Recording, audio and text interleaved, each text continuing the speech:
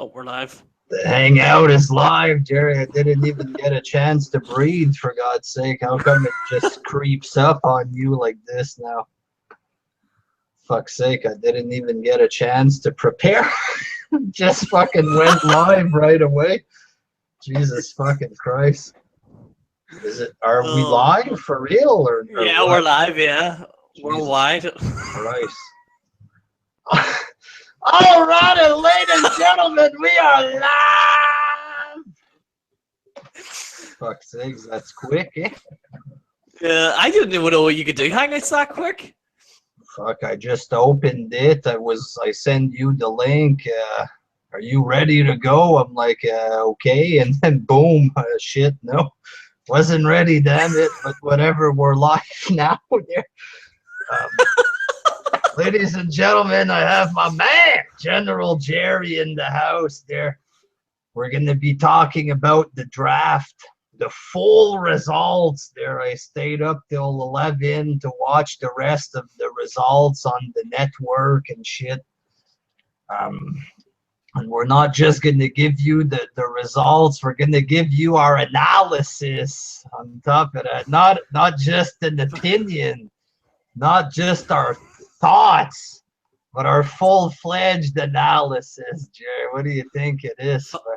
Full professionalism at its best here in the YWC, WJ. TV, full professionalism. If TV cracks can put analysis in the title, then so can I, Jerry. Fuck this fucking garbage there. All right, so Jesus Christ, I didn't even get a chance to roll the joint, for God's sake. What the fuck's going on here, Jerry? I didn't even know, like, so did you just click on it and it just automatically just went live? Usually it starts to load 3% and then you hit the button yourself, you know.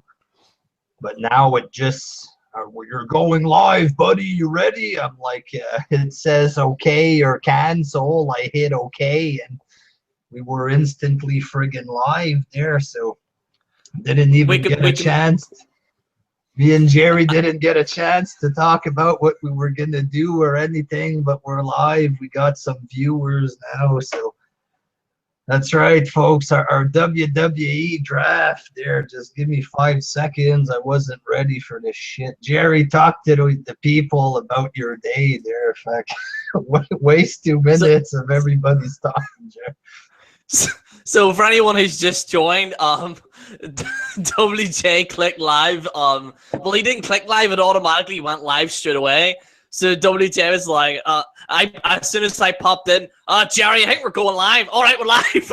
So we're live now. So WJ has just prepared himself, but yeah, we're gonna be talking about the draft and all that shit. So should be a good show.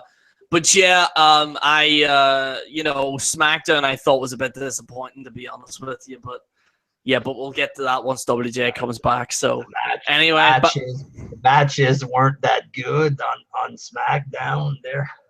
Main event was okay, but it was just a repeat of what we seen. And I've been watching a few people and what they were saying about it, and some of them do make some great points. Is that you're gonna put the championship on the line on Raw and SmackDown, but does it really make a difference because they have to defend it in a triple threat? Oh, but they get advantage because they have champion, because they're the champion. No, the whole point of the triple threat is for the champion to be at a disadvantage. So if you're facing let's just say you're Seth Rollins and you're facing Dean Ambrose, you might as well let him win, right? Because it doesn't matter. You're still gonna compete against him on Sunday with Roman Reigns there. So you might as well concert your energy. Like, I'm talking in like a realistic terms. It doesn't make any sense. I don't know, but it's a big confusing pile of trash here, Jerry. Let's get right into this fucking shit there. We're going to go with Raw. We're going to give you our big expert analysis. I got a joint on the go now, Jerry. I'm ready. Fuck, I'm primed for this shit there. All right. So the Raw roster, this might take a little while there. This is why I went live. I know Bruce Blitz owns the copyright of Google Hangouts there, but hopefully his fans can give me permission to use a feature that Google gave to everyone, please. Do you have the trademarks? Is the Fine Brothers trying to sue you now because did they copyright did they copyright the Hangouts or WJ? Every time The I Fine go Brothers? live, it's the same shit. The Bruce Blitz here. The Bruce. All right, so the Raw roster. The first pick of the night was Seth Rollins. Talk about trying to make a guy look better than he truly is, aren't you? here's our first pick. Yeah, okay. Bullshit. We're off to a good start. The guy brought us from a 3 to a 1.9. Here's the star here. This is the star. But Seth Rollins, obviously good wrestler. He's he's at least a main eventer. That's what they tell us, Jerry. I don't know. The thing is with Seth, right? It's not personally him. It's what they did in terms of storylines beforehand. If you remember, like when Seth Rollins started off, he legitimately did look good when he had that curb stomp, right? He was like curb stomping people through fucking gravel and all that type of stuff, right? The problem was, though, once they took away the curb stomp, for whatever reason, they started making Seth Rollins look like The Miz. If anyone remembers The Miz when he was WWE champion, he would hide behind Alex Riley and run away from the whole confrontation, right? Now, you have to bear in mind, you have to make Seth Rollins, you have to put him over, right? So you want to make him look legit, okay? He's a champion. You have to make him look like as if he can beat people, right? However, he's complaining, like, fighting people, and he's complaining. And not only that, but he's hiding behind the Authority, which at that point in time was irrelevant at this point. People were getting sick of the whole Authority angle. And not only that, but people were just bored of him, and he was like running away from problems, and then he was getting beat up by Jon Stewart, and it was leading up to this point, his kind of title run. And here's the thing, a lot of people were so happy about Seth Rollins coming back, and so was I, but in the back of my mind, I'm saying people are eventually going to turn on him again, because last time it didn't work because he was portrayed as a card. Do you remember they had, it was for 5 months he was having a feud with Kane? Do you remember that? Him and Kane, oh, I don't like you. Well, I don't like you. It was just boring. And that's the problem with Seth. It's not the actual person. The guy has great ability, okay? But it's just his actual character portrayed on screen is absolutely terrible. But hopefully they do something different. But again, he's now on Raw. He's all friendly with Stephanie. And it looks like they're going to do this whole thing again. Do you think? I hope they don't do it again. Yeah, Go ahead, Jer. No, sorry, go on ahead. I think he's a better fit on Raw than SmackDown. You know what I mean?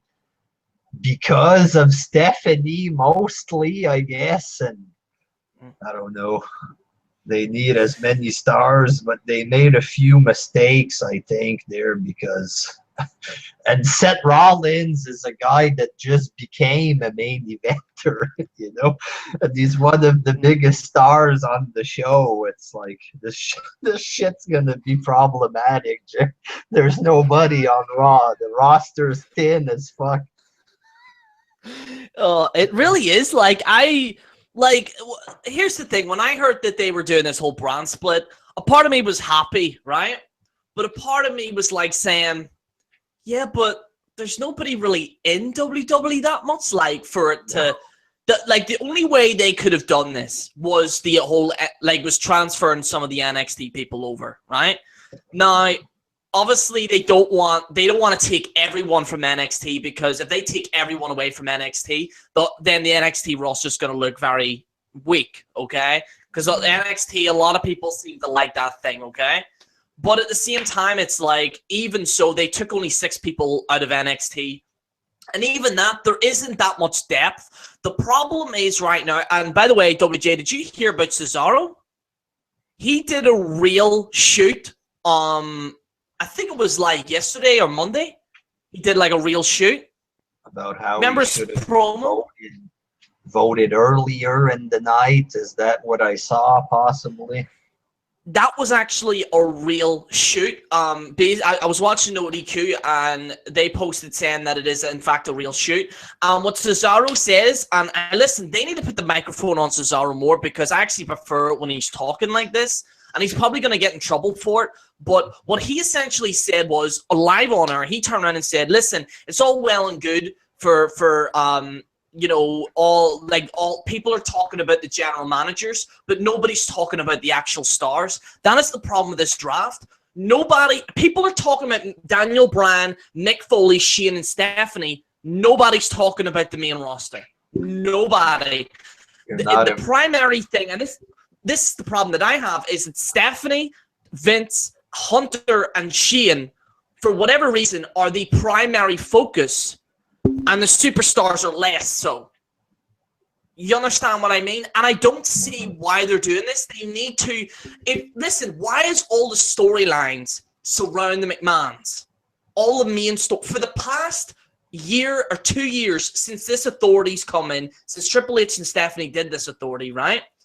For whatever reason, all the main storylines throughout, regardless of whatever challenger it is, it revolves around the McMahons. Can we please have a story that involves the actual wrestlers? No McMahon's involved. I don't see why they're doing this, but Rollins will probably be in the main event all year, I imagine. Who else is there, for God's sake? Who else got in Raw? Like, I know Raw. We'll get to those fuckers pretty soon. There, we got Charlotte. Charlotte's going to Raw. It's she's the horse face. The horse face. They needed someone that could run fast, Jerry. I guess we need a horse here, but I guess she's the main woman on the card. She's got the belt. They put her on Raw. I guess the main show is SmackDown gonna have its own women's title again. See, that's the problem. A lot of these belts were merged together, and now they have to split them up again. So what are they going to do? How are they going to do it? Women's title and the other roster, they'll have to find a new name for women, just like they did with the Divas title. They created that belt. Well, they'll have to come up with a new nickname, because how are they supposed to divide the belt? Raw Women's Champion and SmackDown Women's Champion, it won't really make sense. And if you put the belt on one show, what happens to the girls on SmackDown? You know what I mean? The only thing that they can do with that is, first of all, some of the women, I believe, the problem is with the Divas Revolution was that they had Charlotte, right, as a champion, or whether it would be Nikki Bella or whatever. However, what they did, for whatever reason, they had 15 girls around the storyline, so they're literally standing there like waiting on a bus. So the main storyline would happen, but they would have all these divas that shouldn't be in the storyline and have them involved, right? What they could technically do is maybe develop an actual storyline for just primarily for women on SmackDown and try and do that. But again, there's no stakes if there's no championship. So they may have to come up with a new belt. The same applies. Like, I heard some people saying that there shouldn't be another belt on SmackDown. I'm sorry, but there needs to be. What's the point watching SmackDown if there's no main championship? Yeah, what is the point? Like, I heard people say this. I'm like, as people out of their goddamn minds? How am I going to be invested in watching SmackDown, right, if there's no main championship there? Or am I going to tune in for the Miz was it Miz is the Intercontinental Champion on SmackDown? I think but he might lose it to Darren Young. I'm thinking maybe Raw ends up with every title after the pay-per-view, and possibly SmackDown will have a bunch of tournaments, and hopefully they'll do something like that. They need 2 world champs You can't have a fucking group without a title. That'd be fucking stupid. And the Intercontinental title isn't worth shit anymore. If they have SmackDown exclusive pay-per-views and the Intercontinental title is the main event, shit's gonna look bad there. You know what I'm saying? Who wants to see this?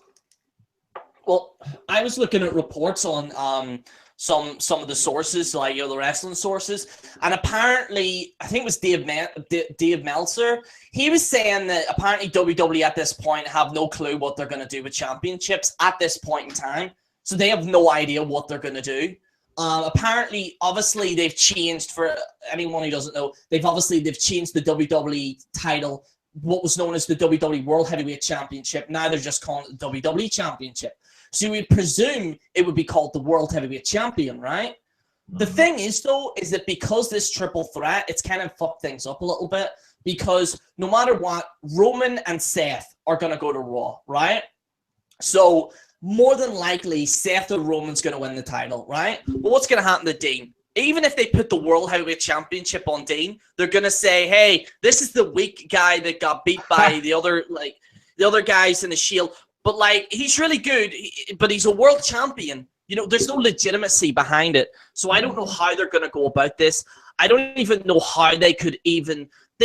Maybe they could have came up with a storyline to split the title where Vince McMahon says, you have to split the WWE World Heavyweight Championship into two belts or something. Just do something. But it's kind of like, oh, here's the belt. There you go, Dean. All right, go be in the main event. All right, there you go, Seth. Where you go. This draft right now feels so rushed, and it just smells of desperation from WWE. I can smell Vince McMahon's shitty knickers all the way here from Ireland. He is so goddamn desperate. It's unbelievable. Speaking of desperation, here's an interesting one. Finn Balor, very good wrestler, but when people talk about good indie wrestlers who have zero personality and they can't talk, Finn Balor kind of personifies this, because that's exactly, he's a good wrestler, but no character, no charisma. And there's that. And here's the thing, they draft Finn Balor. Was he number 5 in the draft? I think so. Yeah. So basically, they're presenting him like he's one of the big shots that's going to be on Raw. You know what I mean? There's hardly any main eventers. They're putting Finn Balor as the number 1. Their number 3 pick on Raw. It was their 3rd pick, I believe, after Charlotte. So shouldn't they push this guy for at least 5 minutes before presenting him as the number 3 draft pick for the show? Shit like this, because it might come out being all hype, you know what I mean? Because sometimes that happens. If a guy has huge hype, people are going to expect a lot, and if he can't really wrestle to his full potential on Raw and he has zero mic skills, well, he does have the paint. He has a Jeff Hardy visual charisma. You know what I mean? Jeff, it's all about how he looks, Jeff Hardy. He's not really good on the mic, but it's his look, shit like this, and him, it's the same kind of thing, the makeup and his aura. He was in Japan, stuff like this, but he's not really good on the mic. But the way it's positioned, it looks like he's going to be one of the big names on Raw. What do you think of this, Jer? I actually, here's the thing, right? Obviously, I'm a little biased because of marriage, so I like Finn Balor because he's not. Here's the thing.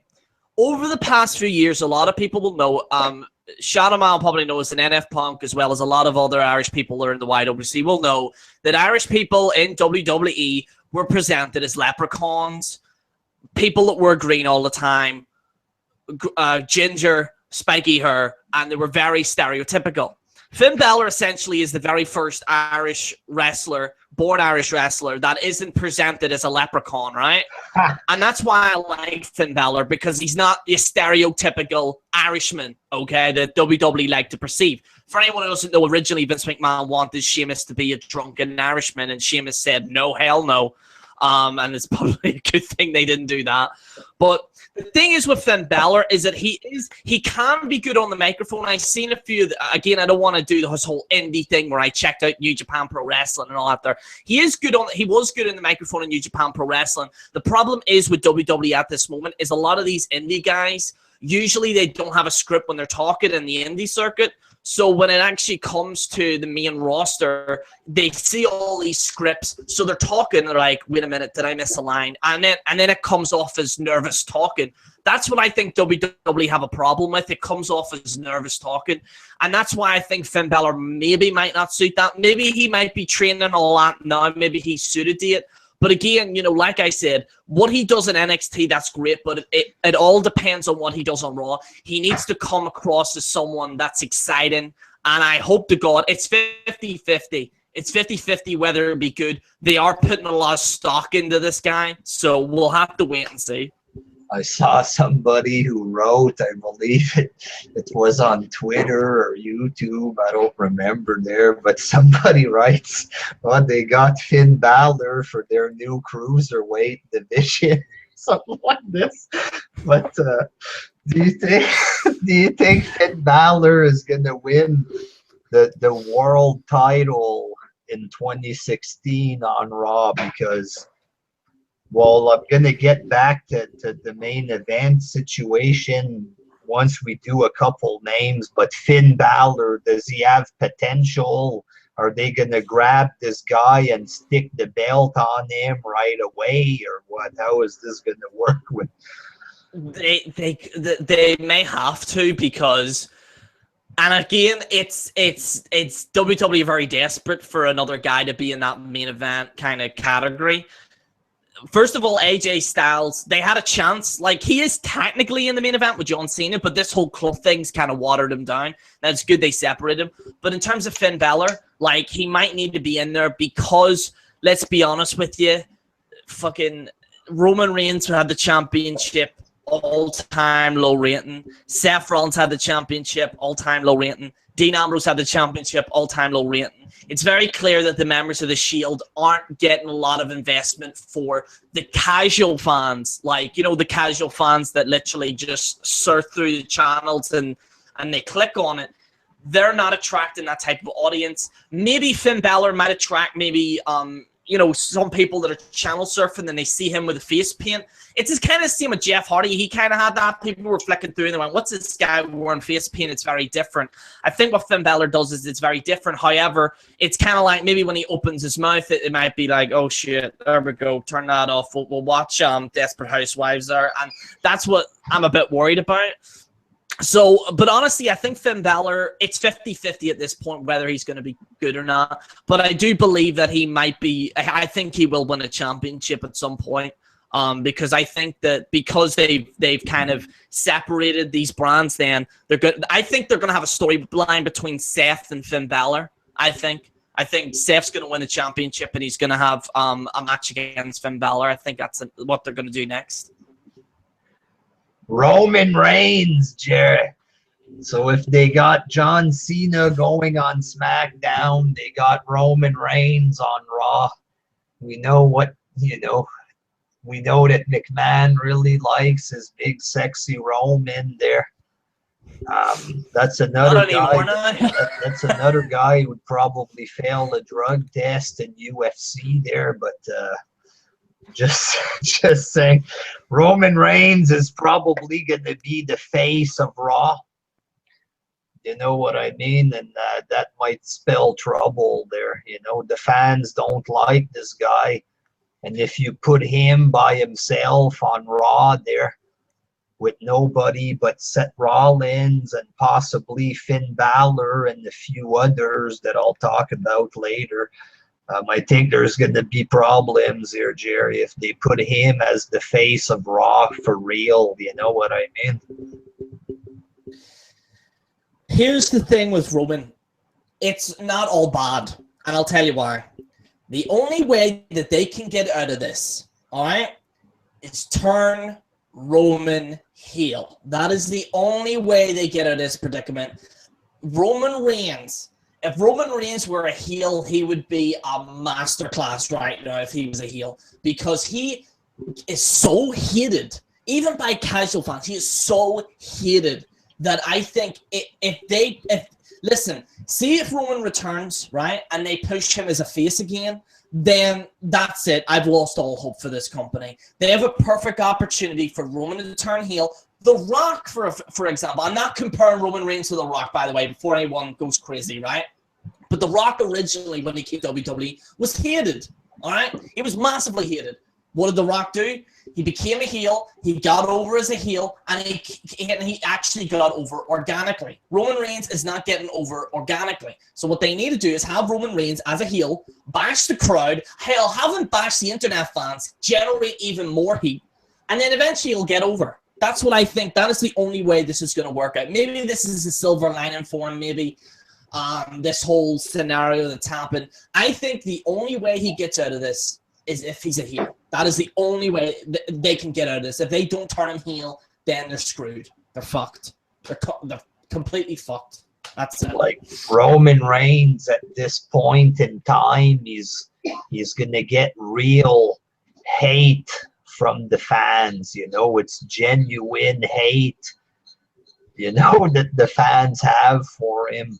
But I don't know if he has the charisma to be a big face heel, like you know, like Ric Flair was a big face heel star of the company back in the day. Of course, I don't want to compare him to one of the greatest or whatever, but I don't know if he has that kind of charisma. You have to put the other guy over at the same time. You have to be the ring general or whatever when you're the heel. And like Roman Reigns he's getting better in the ring, but for charisma wise, I don't know. That's not improving. That he needs charisma for the heel to be a good heel. I don't know. He I seen him getting interviewed, and when he was talking, it was actually 10. Like, seeing he's not in front of a crowd, he is actually great talking. What I believe is, again, I think it's this whole scripted shit that they have in wrestling now, where they have to follow bullet points to come across on television. So because they're thinking of the script in their head, they're not thinking, what does the crowd actually want to hear that's out of my mouth? What I think is maybe after this whole draft thing is to cut some of these wrestlers slack on the scripts, let them just say what they want to say. And for example, I would have Roman go out there, right? This is what I would do, right? This is the perfect opportunity, right? I would have Seth Rollins beat up. Seth Rollins is beating up Finn Balor, right? I'm just giving an example. Seth Rollins is beating up Finn Balor. All of a sudden, Roman Reigns comes in. It looks like he's going to beat up Seth Rollins. Bam, hits Finn Balor with a spear, turns on them, walks away, and that's it. That's what they need to do. And then you could have Roman turn around and say, listen, all you internet fanboys, all you, like, you know, like, I'm talking in terms that would get people under their skin, right? I would have Roman turn around and say, listen, you're all a bunch of basement-dwelling people. You go on your internet, you bash me. So guess what? I turn on your favorite internet darling and stuff like that. That's what Roman needs to essentially do. I believe that that's the best way. If I was a general manager there, that's what I would do. But I don't know. I don't know if they'll do that or not. What do you think, Anthony? Do you think am I living in a fantasy land? Well, the problem is the writers, too. That doesn't help Roman. You know, they have him come out cutting weirdo promos, too, there. So that doesn't help his case. You know, if he has cheap storylines and, well, like you said, like in interviews, he talks normally, so he sounds a bit cooler, more intelligent. But when he talks in the ring, it's like he tries to sound like a tough guy. You know what I mean? So he's like, yeah, I'm Roman Reigns. You know, instead of talking normal, it's I'm Roman. I'm the guy. You know, to try to sound tough. But he sounds like a goddamn idiot. know. The They've guy did, is they, fucking. they did they did so many. They did so many weird things with him. 1 minute he was a silent type. Then all of a sudden they try to make him funny, like a goofball. Is like, one day a guy in a Jack and the Beanstalk, and then everyone was like, oh Jesus. And then they're doing this guy goes, I'm not the good guy, I'm not the bad guy, I'm the guy, right? And like he's had so many changes, subtle changes, that they're trying to do everything they can to get this guy over, right? They're doing it, but see, this is the problem. They're forcing it. If you're forcing something, it's not going to work. I don't think Roman Reigns is that guy. If, hypothetically, if you are going to do that, I think do what Roman did. Remember when Roman said something so stupid where he said the older fans don't matter or something, or wrestling's for children or something, he said? I believe he said something really controversial, right? I would have him just say that. If he honestly believes that, right? I would have him in the ring and just say it. Because, that's another thing with heel Roman. He might chase away the fans. If he goes with that legit hatred and turns it into a gimmick, then he could legitimately lose fans. You know what I mean? If he's in your face and insulting fans, fans might take that from a Scott Steiner or a guy that they actually respect. You know what I mean? Fans are gonna take that, they're gonna laugh at it coming from a heel that they enjoy, but if it's some goddamn fucking douchebag, then the fans might not accept it. The same way that fans got pissed off at Triple H because of Bryan. Triple H took real feelings from the fans and he was using that against the fans. So that's why the fans fucking went friggin' mental, like myself included, for a good year against the company, freaking raging and shit, because they took real shit and they tried to rub it in our face, and they lost lots of viewers and the progress there. But in the process, though, it did help Daniel Bryan. That's what I mean. Like it helped Daniel Bryan at that point. So, but like I said, that is literally the only thing I can think of to help, honestly, to help him. That's legitimately the only way. That is legitimately the only. Here, WJ, can you check your messages real quick? All right, I'll check that. Brock Lesnar. All right, so Brock Lesnar, he's there once every 6 months, so it makes sense to put him on Raw, big name on the biggest show. You want to advertise him there, but at the same time, these 2 times that he was nailed there for anti-doping. So I don't know there. Is that really what WWE wants to do if he's getting caught for, which looks like steroids? I don't know, but that's what people think. That's what they're gonna think, What they're saying, what the medication apparently Brock Lesnar took. First of all, that inhaler thing was just, Jesus, I don't know even why they said inhaler. I don't know what the hell they were thinking of. Apparently, the rumored substance is essentially, it's not illegal, right? So it's not like certified. It is technically what might be known as a steroid, but it's like it does raise testosterone, but it's like a different form of steroid, so it's technically legal, right? So I think Brock, seeing as he's seen that as legal, then he took it. But then USADA basically said, nope, it's not. And I think it's the same thing maybe with John Jones. Although I think John Jones, he was on cocaine and shit like that. So it's not really, I don't know what he was doing. But it looks very familiar that he was taking this substance that was essentially banned from, USADA. So That's what I think. I think he wasn't using the purification of a steroid, but I think he was using something in the realm of it that was legal, essentially. And he got caught for it. So, I mean, even Kevin Hart, he's a UFC fan, and even he said, if you cheat, you're going to get caught. So, like steroids and wrestling, you know, people are used to that. They don't care, you know, but when it comes to legit sports there, when you're in the Olympics or what have you, real sports, when you get caught taking steroids, you become a disgrace in real sports, you know. So imagine when Brock Lesnar, imagine what it's going to look like there if he's like, if it's clear that he was taking roids and WWE starts to promote him, it's going to look, you know, in the eyes of the sports world, it's going to look fucked up, you know, if he is in fact guilty of steroids, you know. But either way, he's going to be on Raw about 5 times a year. So he'll get another 10 shows with Paul Heyman doing the talk for him. So it is what it is there. We got the new I don't know how. What's that, Jack?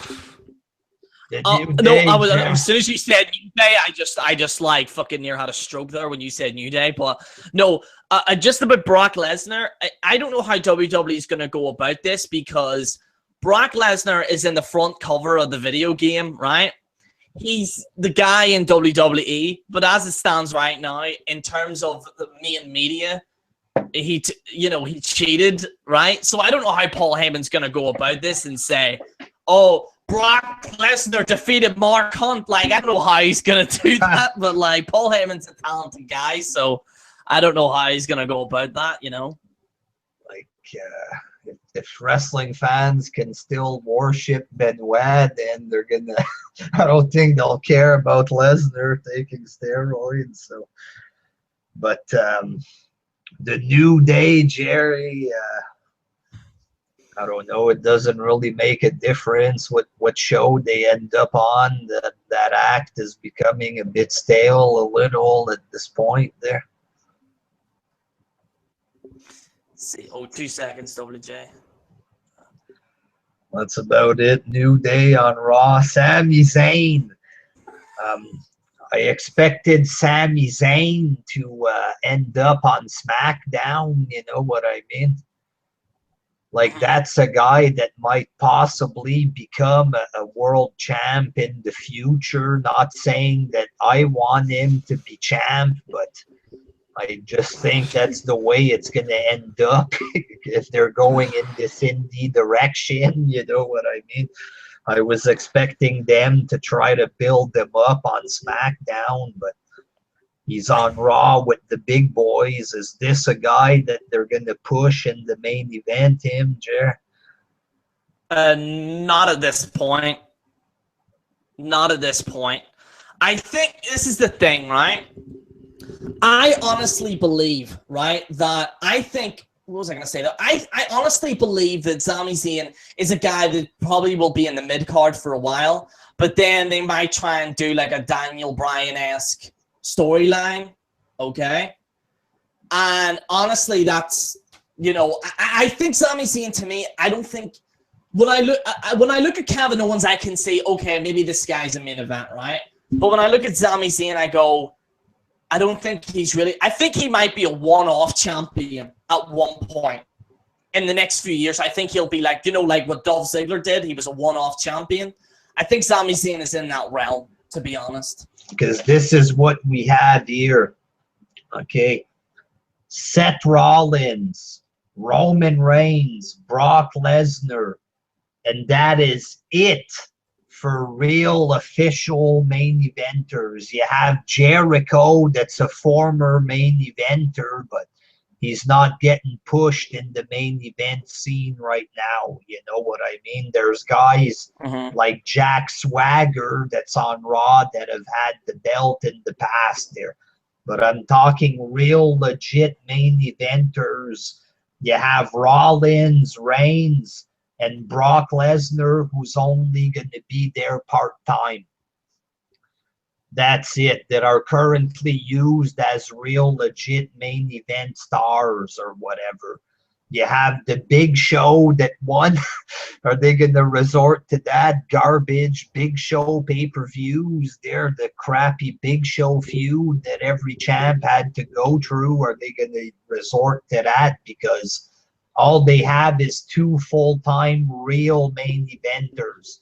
So they're going to have to push some of these guys there. It might be a Finn Balor or a Sami Zayn. They might try to bring back a Goldberg or something. I don't know.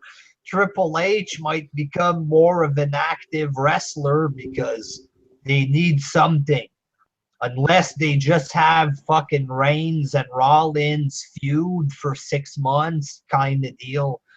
They might have just Reigns as the champ for 6 months, then Rollins the other 6 months. He's going to have the title. I don't know, but I think they should have to push at least 1 or 2 fucking new guys to put the belt on them, because that's all they have as far as real main event stars on Raw. And Rollins and Reigns just recently became stars, Jerry. They recently put the belts on these guys and told us that they're stars there. You know what I mean?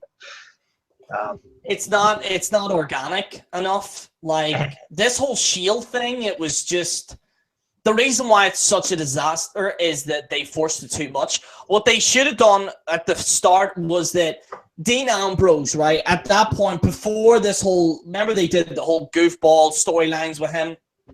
Before all of that, Roman didn't stand out. Neither did Seth, really. The one that stood out in the Shield was, for example, was, what was I going to say there? Was essentially Dean Ambrose, right? Mm-hmm. And that's the thing. Okay, Dean Ambrose was a guy that people were invested in. However, they had him come out, do gimmick, like the whole Chris Jericho thing was a bit gimmicky and stuff like that. Okay, and essentially what happened is that it just ruined the whole thing, and that's what the problem with the Shield was. It was not organic enough, and they just fucked the whole thing up. Sasha Banks, I guess she's going to win the belt soon and become their face women's champion. So, Sasha Banks, I like her. I think that she's kind of in that realm of, because you always have a good, like they need a good face for the women's division. I think Paige should definitely, though, because Paige is extremely popular. They should push her maybe more in that main event realm as well. Maybe have Paige heel her against Sasha Banks. I don't know. But at this point, they're going with the whole Charlotte has a championship thing. And I think, with Sasha Banks, I think that she's already elevated. It's just a point now. That's why I think a lot of these women now are on SmackDown is to elevate them to the point where people might care about them. Because if you remember, before this whole brand split, you would have a Divas match for 5 minutes and then that would be it. You know what I mean? So that's what I think that they're going in the realm of. Chris Jericho, him, he's not currently being used as a main eventer, but they're going to have no choice to use Jericho in the main events. They'll have no choice. Because there's fucking nobody that can main event shows apart from a couple guys. And these guys, Rollins and Reigns, have lost a shit ton of ratings for the company. So I don't know what the fuck they're going to do, man. Really, like the brand split is exciting, but they have 2 guys that are used as main eventers right now. That's it. And Brock Lesnar, that's there once every 4 months, let's say. And Jericho, like I was saying, they're gonna have no choice, I think, to use him in a couple matches for pay-per-view main events. But the thing with Jericho is that he's leaving soon. You know what I mean? Recently there was an article. He said Fozzy was gonna have a new album and he was gonna leave to do that shit next year.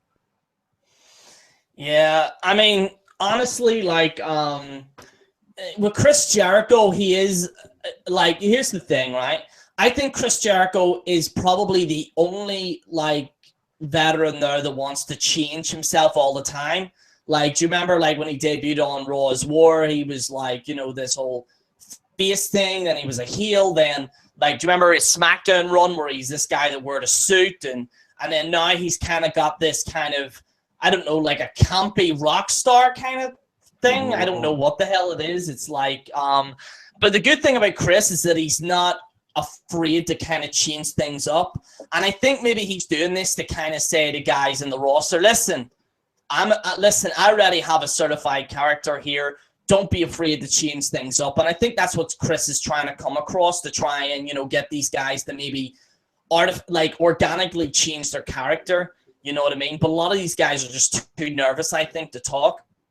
But I think Chris Jericho, to me, I think maybe he might be a heel that might be like some champion that a face can chase. So there's an option there for that. But WJ, is it just me, or is Raw a bit thin? Like SmackDown, because if you look at SmackDown, it has Randy Orton, it has John Cena, it has, I believe, was it Kevin Owens? Is he on SmackDown? He's on Raw. Oh, he's on Raw. Yeah, I forgot about that. Then you have, like, there's a lot of guys that are on SmackDown that obviously that you would be interested in, or AJ Styles, like, you would be interested in. But on Raw, it's very thin, like, for a flagship. So I don't know how they're going to do this for 3 hours. And do you think, WJ, at this point, do you think people might just watch SmackDown and not watch Raw? Well, that's going to be probably the fashion thing to do there. I love SmackDown the most. I'm a SmackDown guy. That's guaranteed to happen. It happened during the first brand split. But the thing about SmackDown is that it feels more enjoyable because it's only 2 hours, you know, and it's not like as important usually, so you don't care as much if it's bad. You don't care as much. It doesn't last as long and stuff, so there's less like cheap promos and stuff like this. But I'm sure people are going to enjoy SmackDown more. There's more main eventers on SmackDown. And Jericho, I was thinking, if they gave one, I don't know if it's Triple H's final run with the belt, who knows, he might even have more in the future. But I think he will. Why not put the belt on Jericho one last time for a few months? That wouldn't hurt anybody. It might even bring back a couple of old fans. Probably not, but it's worth a try, you know. I'm sure fans would like it. I think they're just throwing stuff at the wall and seeing what sticks, to be honest, at this point. Like, I don't know, dude. Like, I honestly... do you know what they need, right? And it's very clear what they need to do. The main thing that they need to do is have the main storyline revolve around the actual main stars, not the McMahons. The McMahons can be, you remember like the general managers in the past? Yeah, they were dicks, but they would make the decisions around the main story, okay? That's what they need to go back to, and that's what Cesaro was kind of hitting at, you know, on that kind of shoot promo, if that makes sense. And I agree with them, because a lot of these main stories, it's Vince McMahon returns to Raw, and then Stephanie and Shane, and then you have their bickering, and it makes no sense, and it's boring, and you know, I don't really care about that. What I want to see is actual storylines with the actual wrestlers, like actual certified stories with the actual wrestlers, rather than it revolving around the McMahons. That's the problem that I have, honestly. Rusev. Are they simply going to do the United States gimmick for another year with Rusev? Or Like, I could see Rusev possibly being a champ on SmackDown if he was used right. You know what I mean? If he never would have been buried by Cena, I think he could have been at least a world champ on SmackDown, the secondary title or something, you know? But he might just be used as, you know what they should fucking do with Rusev? Have him have another feud with Cena, and this time let him fucking win. Let him get the fucking victory over Cena so we can unbury himself. Because that's what fucked him the first time, you know what I mean? Do you know what I think they're going to do with Rusev? And I think this would be a great thing to do. I would have Rusev beat everyone up and then have Kurt Angle return. And have Kurt Angle versus Rusev. A United States Olympian versus Rusev. That is what I think that they might do.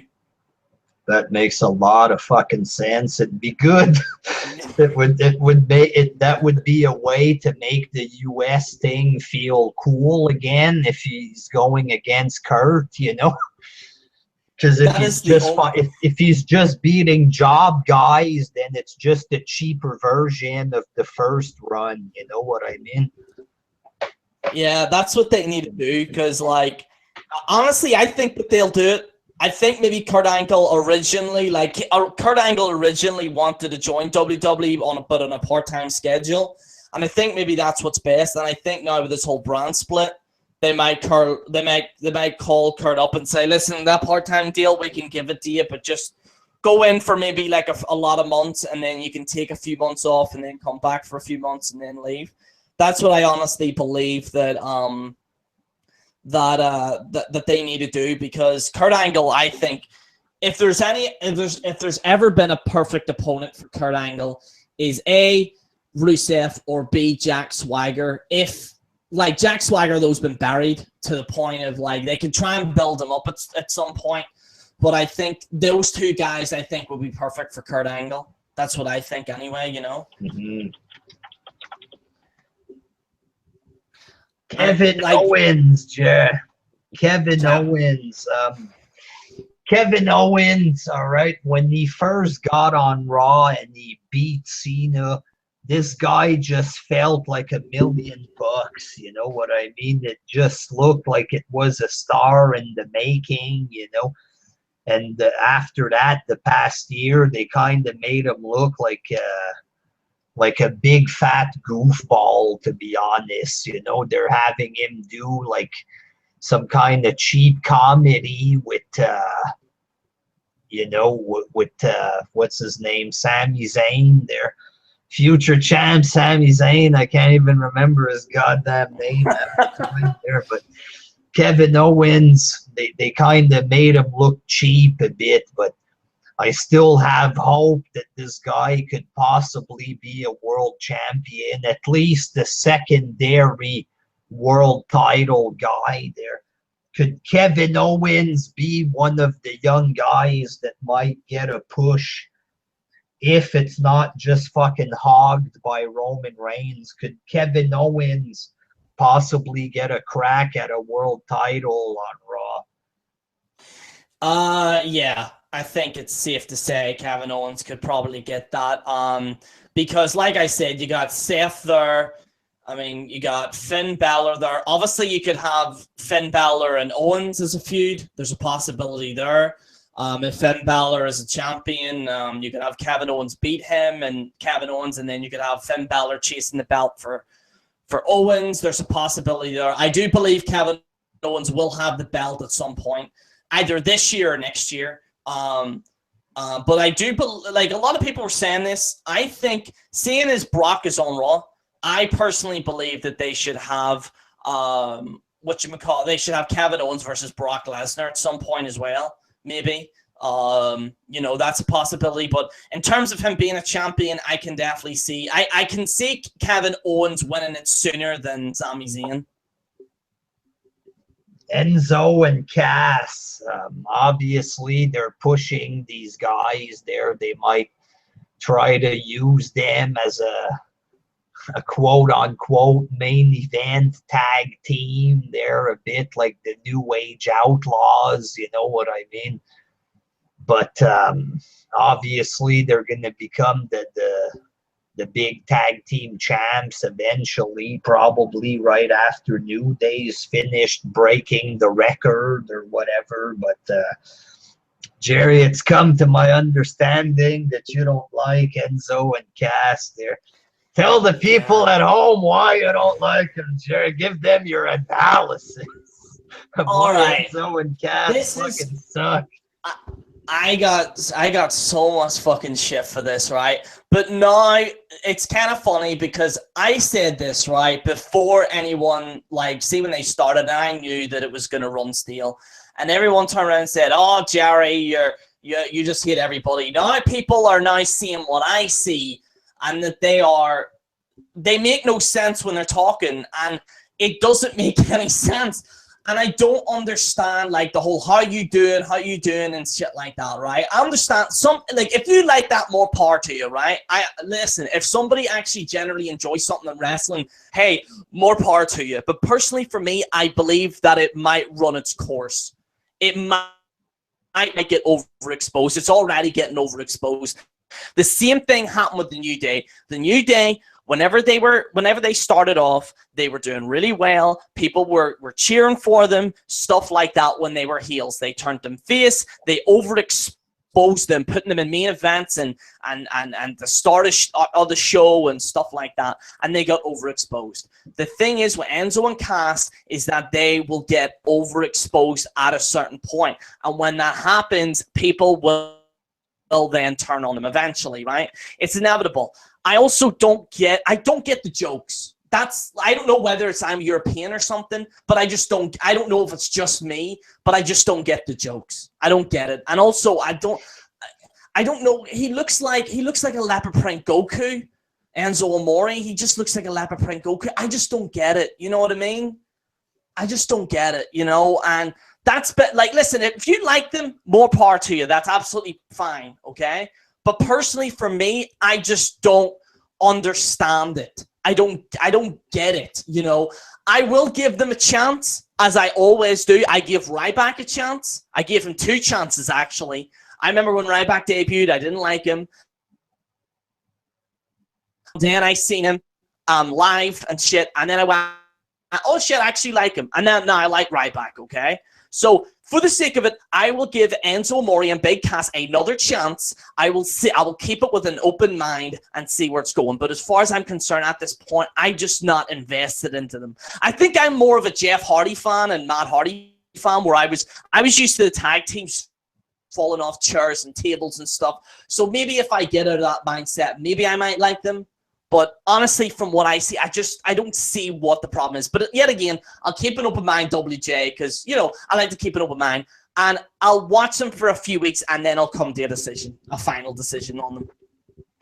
Gallows and Anderson, they were split up from AJ Styles. They might possibly become the tag team champs there. I figure that they'll get it eventually. Maybe they might win it off New Day, and Enzo and Cass is going to beat them for the belt. I'm not sure, but is Gallows and Anderson going to team up with Finn Balor to form the Balor Club? If they're smart, no. No, would they hold them down? You think they would hold down Finn? Yeah, I think the actual Bullet Club, okay? The Bullet Club itself, right? Were essentially, I think that they debuted completely wrong, okay? They did this thing where AJ Styles was like, I don't know if I'm your friends. Should I stay or should I go? And that didn't work out. What they should have done was not have the club at all anywhere near AJ. Then when AJ Styles attacks, like when AJ Styles is in a match, then you see a heel turn, and then it makes the moment more badass. So they're like, oh shit, the club's here, right? That's what they should have done.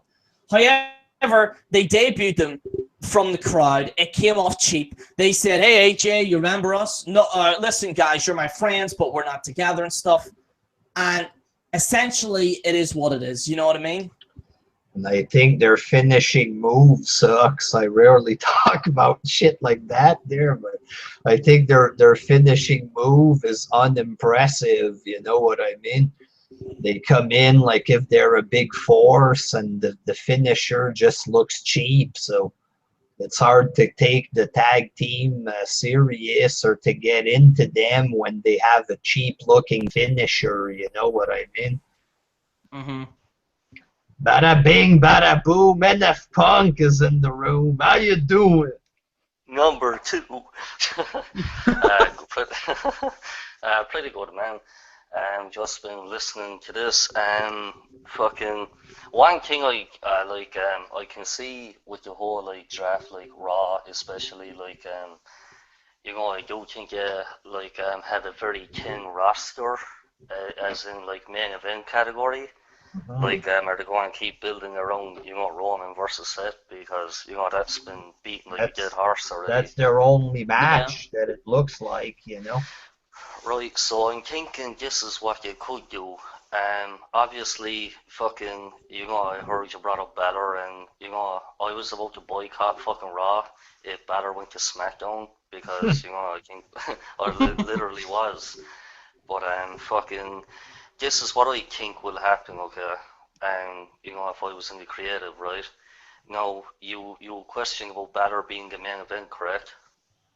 Now, what I would do there, man, like, since AJ is going to fucking SmackDown, I would build Balor up with the Balor Club, because now he can actually do that. And I'd make him as, like, you know, like a real dominant force, not like hashtag beat up John Cena. Never mind that gimmick, that was fucking brutal. But what I would do, I would build him up as like a star where he's beating the shit out of all, like the Seth Rollins, the Roman Reigns, you know. Pretty much that's all the main eventers they got. But nobody. Yeah, but but in a way though, if he was with a group like that where he was legit like beating the crap out of everyone, and like everybody knows like he would be the main guy from that group, he could play off well as a main event type of guy, just like AJ. But AJ was already a mainstream star anyways, right? So yeah, I kind of agree like with that, like what are they going to do, you know, in terms of the main event scene for Raw, because it is very lackluster. Brock Lesnar is only going to be there for what, SummerSlam and Royal Rumble and Mania, roughly. So like, there's only 3 things. Another thing, I think it was you, Jerry, I'm not too sure. You know, you brought up the thing about you know, the individual guys from the Shield, you know, draw the lowest ratings, right? Yeah. I always like question this, because like I heard like a few people say it, and it's like, here's the thing though, for 3 hours of Raw, we don't really watch, you know, the one champion for 3 hours, you know what I'm saying? It's more or less the product that they're giving us as a whole is a sleeper, and that's why, you know, we can't really blame an individual type of champion, you know what I'm saying? Like, it's the fucking, like, show overall where people are like, oh, this is garbage, turning it off, you know what I'm saying? And I think that'll be in with any circumstance in this era now. Like, you could give the belt to fucking Stone Cold Steve Austin, and the ratings would probably be the same. Probably 2.7 would be the highest, man. Think about it. The issue, I think, that the thing is with the Shield is that it's not the actual guys there, right? It's not Dean or Seth or Roman, right? It's the storylines that's kind of surrounding it a little bit, and obviously, you know, the fact that it's 3 hours is too much. It really is. I don't know. I posted this on Facebook, and I even said, you know, was it 8 hours? We have to watch wrestling now next week. So it's 3 hours. The 3 hours of the pay-per-view, 3 hours of Raw, and then 2 hours of SmackDown. Like, that's a big lot of time for just wrestling. And like, more, not just for wrestling, bro. It's like really hard on us as we are living in Ireland. Yeah. And fuck, man, shit going into like 4 a.m. in the morning. Couldn't imagine that, staying up till fucking 4 a.m. to watch Raw. It's hard enough at just staying up till 11 o'clock for this shit. Can't imagine that. That takes a lot of dedication. We got the Big Show that's been drafted to Raw, so we see Big Show twice in a year, and he shows up and he's drafted to Raw. Nobody gives a shit at this point there. Are they going to have to resort, like I said earlier, to give us a Big Show feud? Are we going to get Roman Reigns versus the Big Show for the belt? I think they already had a shit feud, didn't they, before? Yeah. So are they going to do Seth Rollins against the Big Show? You know. So I don't know. Big Show can go fuck himself there. I don't hate the Big Show, but you know what I mean. I want to ask you this, man. We've seen Big Show wrestle for 20 years. You know what I'm saying? If I'd see him, I'd obviously mark out. If I'd see him on the street or something, but as a fan, it's not like we care there. We've seen it happen before. You know what I mean? It's not like we're going to be interested in this shit there. Robbie Battle, how you doing? How you doing? I'm doing alright. How you guys doing? NF Punk, you were going to ask me something? Yeah, I don't know if any of you noticed, and this is what I just take from it.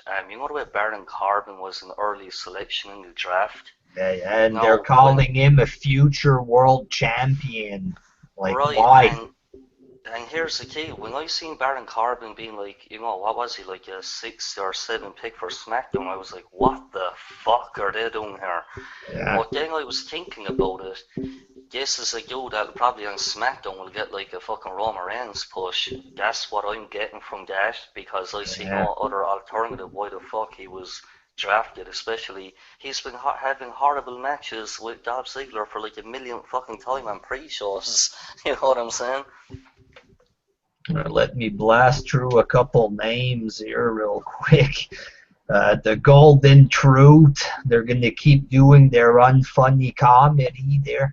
And even yesterday they had Booker T talking with them, and Booker T mentioned something about R-Truth being the new age Booker T, basically, to be Goldust's partner. You know what I mean? Yeah, I've seen that. They acknowledged it, you know, but it's going to be more on funny comedy. They're talking about how they're going to become champs in the future. They want an opportunity, so expect some fucking garbage there.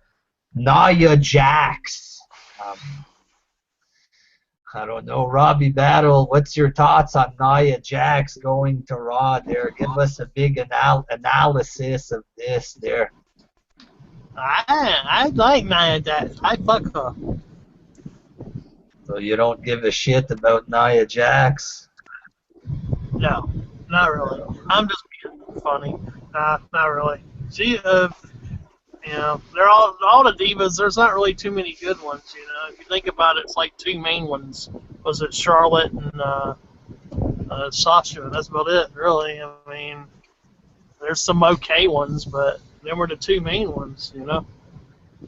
So Neville, this guy could be in the cruiserweight division that they're gonna have on Raw. He could be a cruiserweight star. Jerry, what do you think it is? Neville as a cruiserweight star?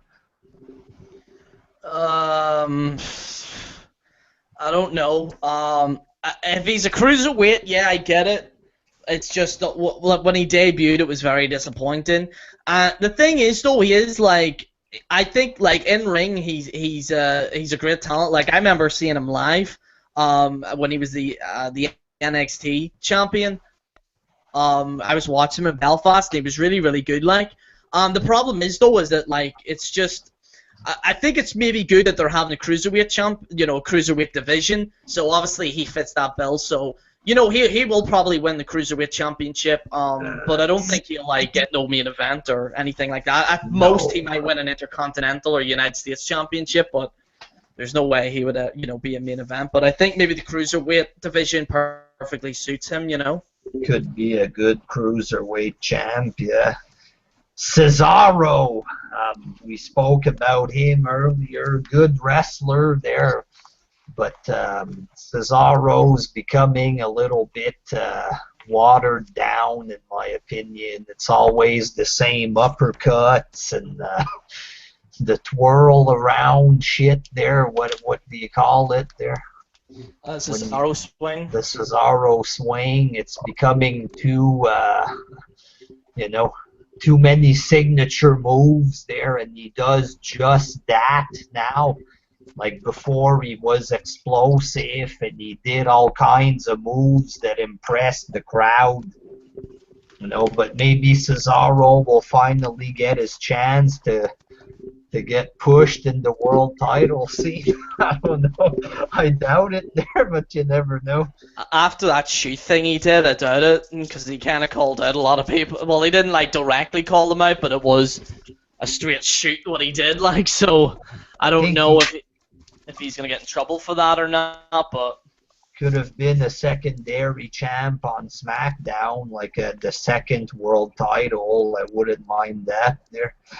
To be honest, man, like Cesaro and people might hate this opinion, but I don't apart from wrestling, man, there's nothing to him. There's no character, nothing. He lacks charisma, and it's the truth, man. The other fella is Sami Zayn. He looks like a fucking taxi driver.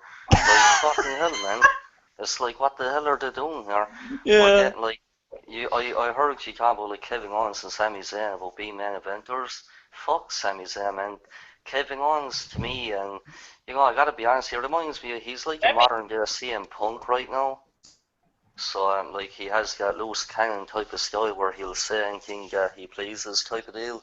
But nah, man, Cesaro even as a SmackDown champ would be awful. I mean, they got good theme music. I like it.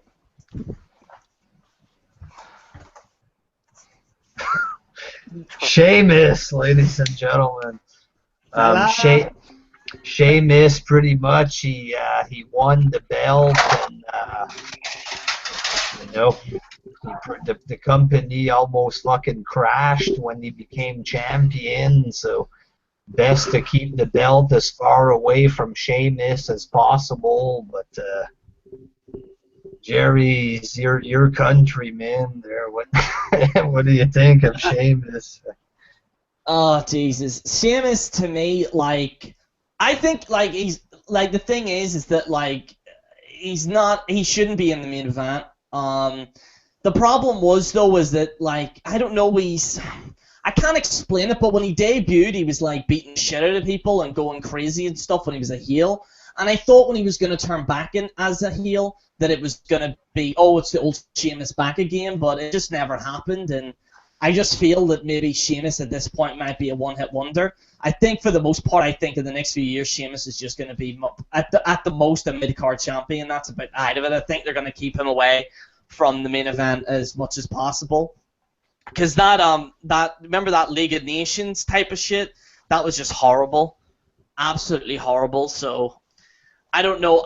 Here's the thing. I like Sheamus because he's from Irish and stuff, but at the same time, it's kind of run its course. I think it's just run its course, and I don't know. He's I don't know.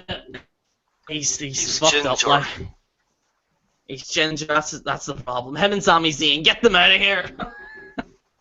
Titus O'Neil, these kind of damaged goods there after they suspended him and stuff. I don't think they're gonna do anything with this guy really. There, he might become a U.S. champ or something down the line. They might put him back with Darren Young once the Bob Backlund gimmick fails. I'm not sure there, but Paige, you were talking about Paige earlier. Hopefully they're going to push her at some point again. You guys think 2016 is going to be Paige's year? I think they're going to go with Sasha Banks for now anyway there. Yeah, I think 2016 is probably Sasha Banks getting the belt, and then they're going to push that. Oh, bit of an echo. Robbie, you got some echo going on there. Can you hear me okay now? Yeah, but you got some echo going. Go fit.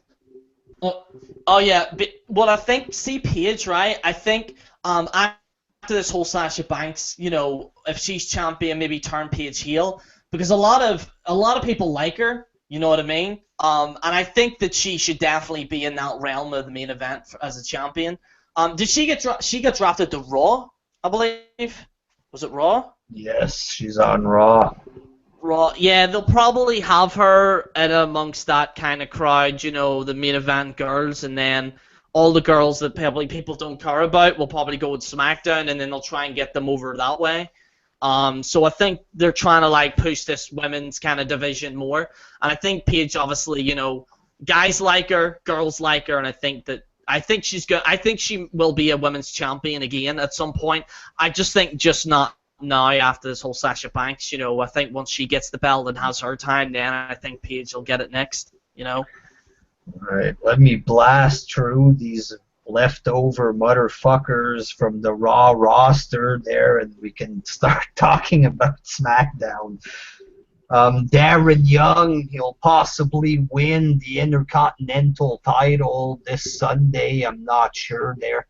The Bob Backlund gimmick might be a bit funny for a while, but I think, you know, after a while it's going to run its course. Nobody's going to really give two shits about Darren Young there.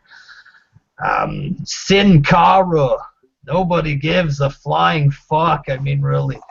Jack Swagger, many times they could have done something with him. They had a chance during the Rusev thing, you know.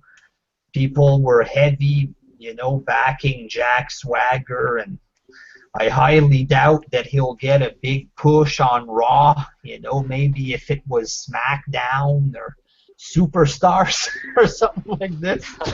But, you know, it is what it is there. He might give us some decent matches when we see him on TV once every 3 months there.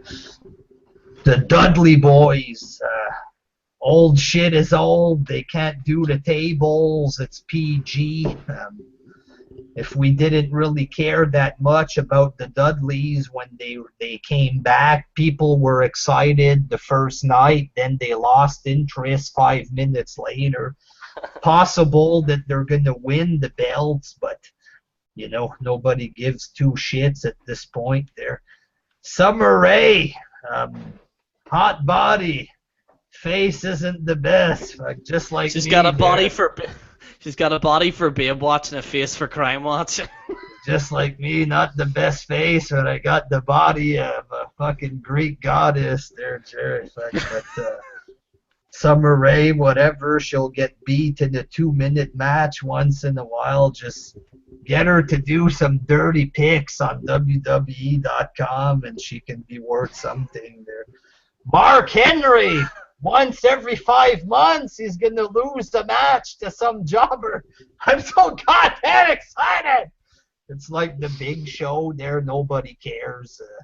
It's possible they might try to revamp Mark Henry. Last time he was bald. He had a beard.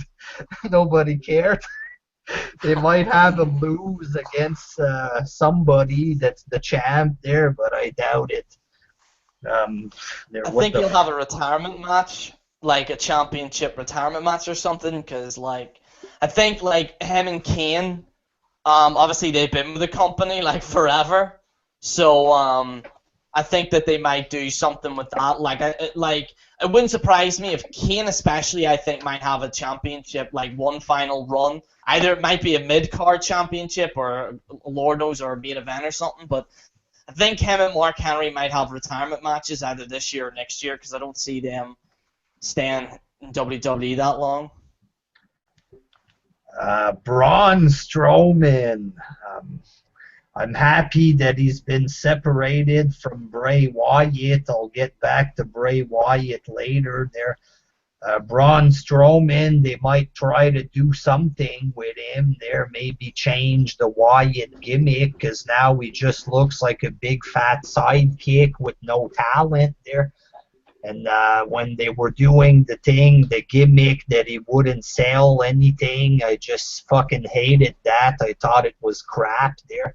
Has no fucking skill, just fucking grabs a guy in a standing up choke.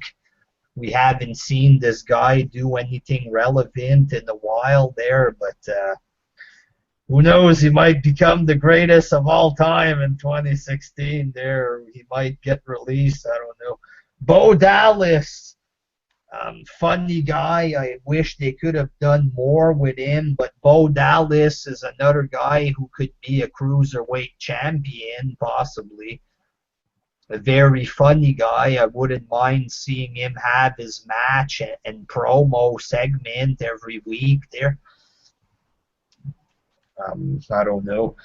Shining stars. Nobody cares. Next! Alicia Fox. Who? Next! We'll see you in 4 months in some shit match for 3 minutes. Dana Brooke, she's going to keep doing what she's doing with Charlotte Flair. That's about it. She might break away from Charlotte eventually and she'll have a match with her or something. I doubt she'll become the champion this year. And she's going to have sex with the wrestling Jesus. That's what she's going to do there. Curtis Axel. They might, I don't know what they're fucking going to do with Curtis Axel. He can be a job guy, I guess. Maybe a comedy guy. I don't know. Jerry, give us your analysis on Curtis Axel there. I want a fucking 30-minute deep fucking analysis Deep on analysis? Curtis Axel. He sucks. Enough said. Robbie Battle, you got something to say with your real voice there about Curtis Axel? Robbie's gone. So that's it, Jerry. You good to go for the SmackDown group? Or? Yeah. As I say, Curtis Axel sucks. He's Curtis very Axel. one-dimensional. One-dimensional, man. So the SmackDown motherfucking roster. So you're sure you're good to go, Jerry, for another 30 minutes at least there? Yeah, should too, yeah.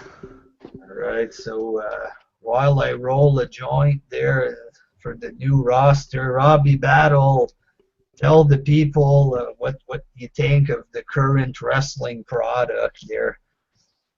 Is there enough main eventers for a brand split and shit like this? There, give us your thoughts. The only way I could see this working is if they move up the NXT guys and put them on one of the rosters. But just with the roster they have, I don't see it working that well. I mean, that's just my opinion now. Because eventually it'll fill up with the. Well, you got that echo, god damn it. Like Peter Gilmore with the echoes. Because eventually they might bring Nakamura to Raw or SmackDown. They might bring somebody from the past, like a Kurt Angle or Goldberg. That's big dreams from the fans. That's not guaranteed to happen. They're going to bring in more guys from the indies. That's another thing that you're going to get. And on the shows is a shit ton of indie fans, you know what I'm saying? Or indie wrestlers that are, you know.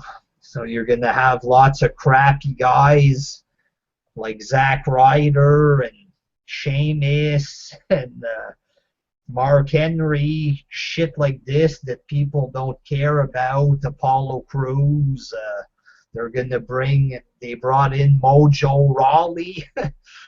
You know, they're going to bring other guys from the indies. There's talk that they want to bring in old wrestlers from the past, you know.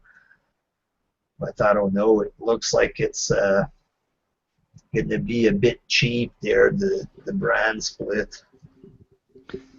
Cheap. Very, very cheap. I'm surprised Samoa Joe wasn't transferred over. Yeah, they need Joe big time. That's another guy that they're going to need. They put Joe on SmackDown. You would have that vibe for it, you know? I would put Yeah, Joe on SmackDown and give him the world title, maybe not in 2016, but give him the cheaper of the two world titles. Well, that's if it works there, you know, if he catches on with fans, you know. You don't want to just rush a guy with the belt, but I could see Joe doing well on SmackDown, being a big star, you know what I mean? hmm I think Joe I think would do well. I think on SmackDown. I mean, Lord knows I would even put him on Raw because it's so goddamn thin that Raw roster. So I don't know. Maybe they don't want to take everyone out of NXT, you know, to keep it legitimate. Yeah. You know what I mean? Surprised Nakamura, he wasn't transferred over. Surprised he wasn't. The thing with Nakamura is because they have the network in Japan, they're pretty much using him to get the Japanese to buy the network so that they can see him on NXT because he's one of their gods over there. You know what I mean? You want to see your star, you got to buy my network. That's pretty much what's going on here. That's why they're signing a lot of Asian guys, and because they want the Japanese and now the Chinese, they want them to buy the network.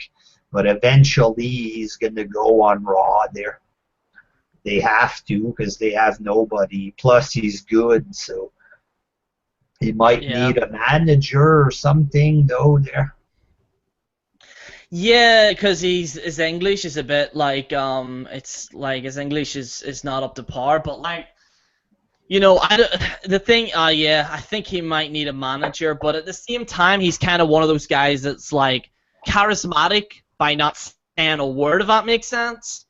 But like I said, for any like casual fans that might not know who he is, they might have to try and play it up maybe to casual fans, unfortunately, like where like I don't know, they may have to explain it to casual fans and all, because some of the casual fans might not know who he is. That makes sense. Like a lot of us, you know, will know who he is, and a lot of those, you know, Japanese fans and you know, Asian fans that love, you know, New Japan Pro Wrestling, obviously they know him, and you know, the guys that watch Ring of Honor. But to a casual fan, they might not know who he is. So I don't know how they would go about that.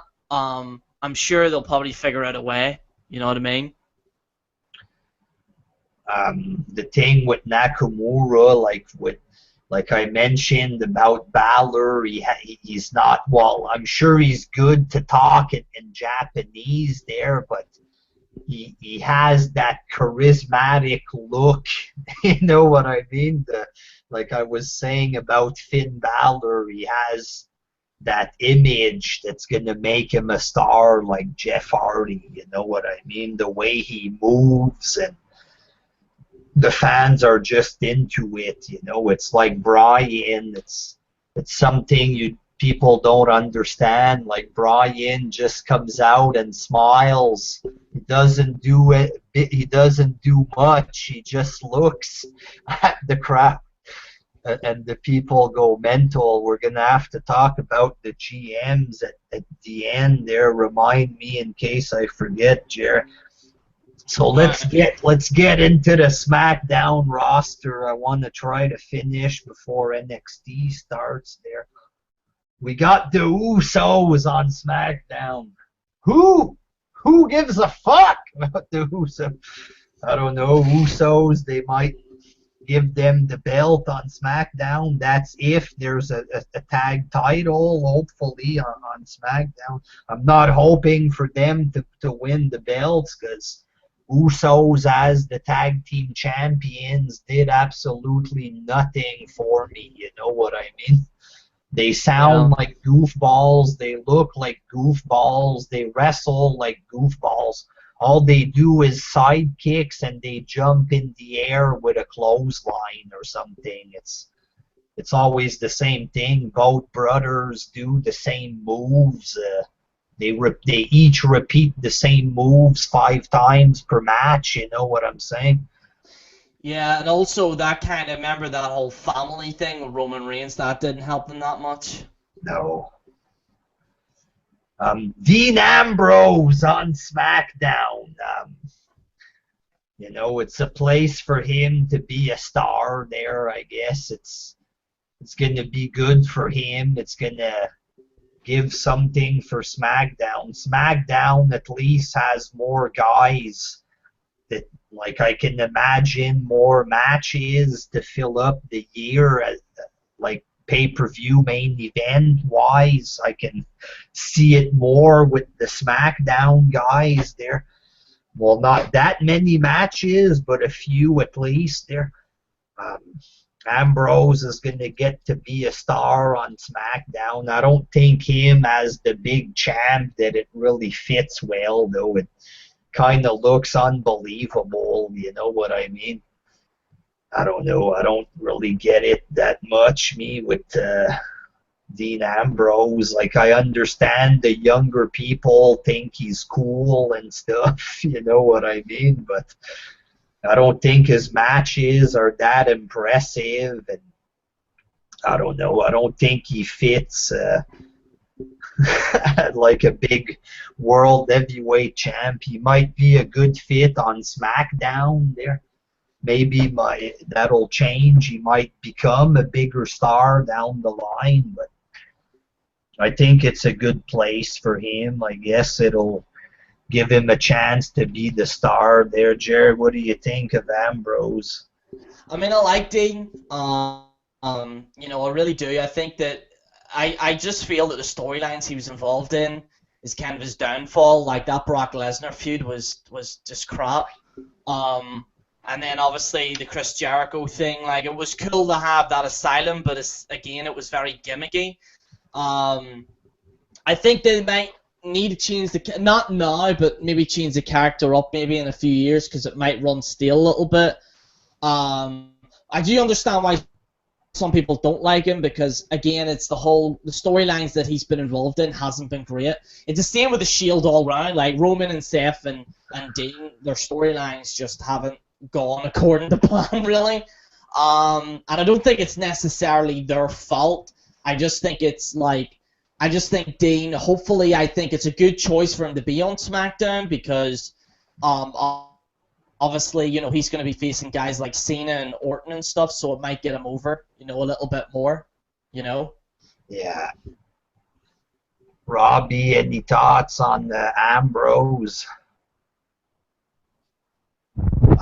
Very unbelievable as a world champion. He's a good guy. Like, I think he's a good heel. I liked his heel character, like what he started with in the Indies. I think that's his best suit, but I don't see him being believable as a world champion. I'm like you. I don't see it. Maybe an Intercontinental champion or U.S. heavyweight, but a world champion, I just don't know, you know?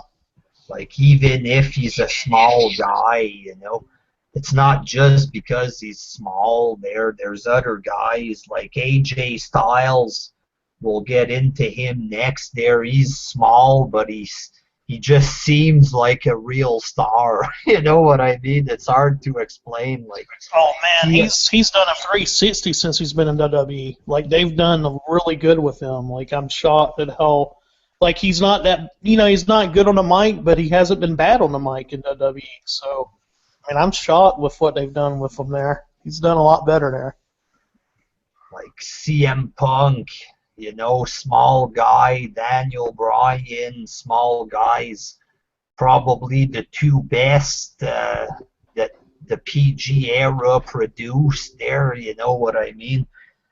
But I know not everybody agrees with that, but you know what I'm saying? But Ambrose, it's not just because he's small. I don't know. It's there's something missing. You know what I'm saying? AJ Styles on SmackDown, perfect place for him to become a world champion. You know, I would have liked to see him on Raw there, but him on SmackDown, you know, I think this way they can fucking put the belt on him. You know what I'm saying? Yeah, it'll happen for sure. He's got too much popularity. He's too over. Jerry, what's your thoughts on AJ? I think you'll have good matches all year on SmackDown, even on free television there. I think he's a great talent. I just think the club thing, it kind of ran its course. They could have done something more cooler than that. But however, I think it's a great decision, maybe breaking them up and maybe have Finn Balor with Emmons. Probably is a better fit.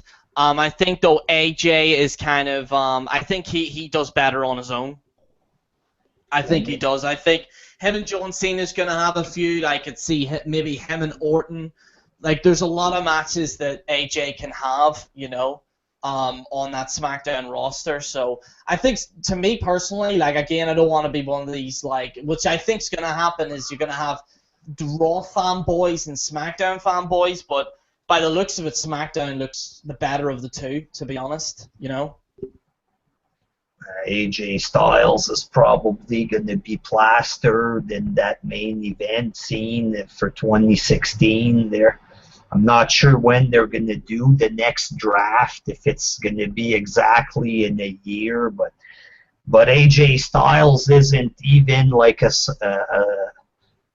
he hasn't won the belt, so technically he's not even like an established main eventer yet, There's only Ambrose, Cena, and Orton that are real main eventers on SmackDown. It's just SmackDown have a couple guys with potential to become world champs like AJ Styles, Hey, WJ, Kyle's wanting to join. He sent me a message, but I'm on my phone. I don't know if Jerry could send him a link or if you want him to, if you said he can, or. So if we want that troublemaker in here,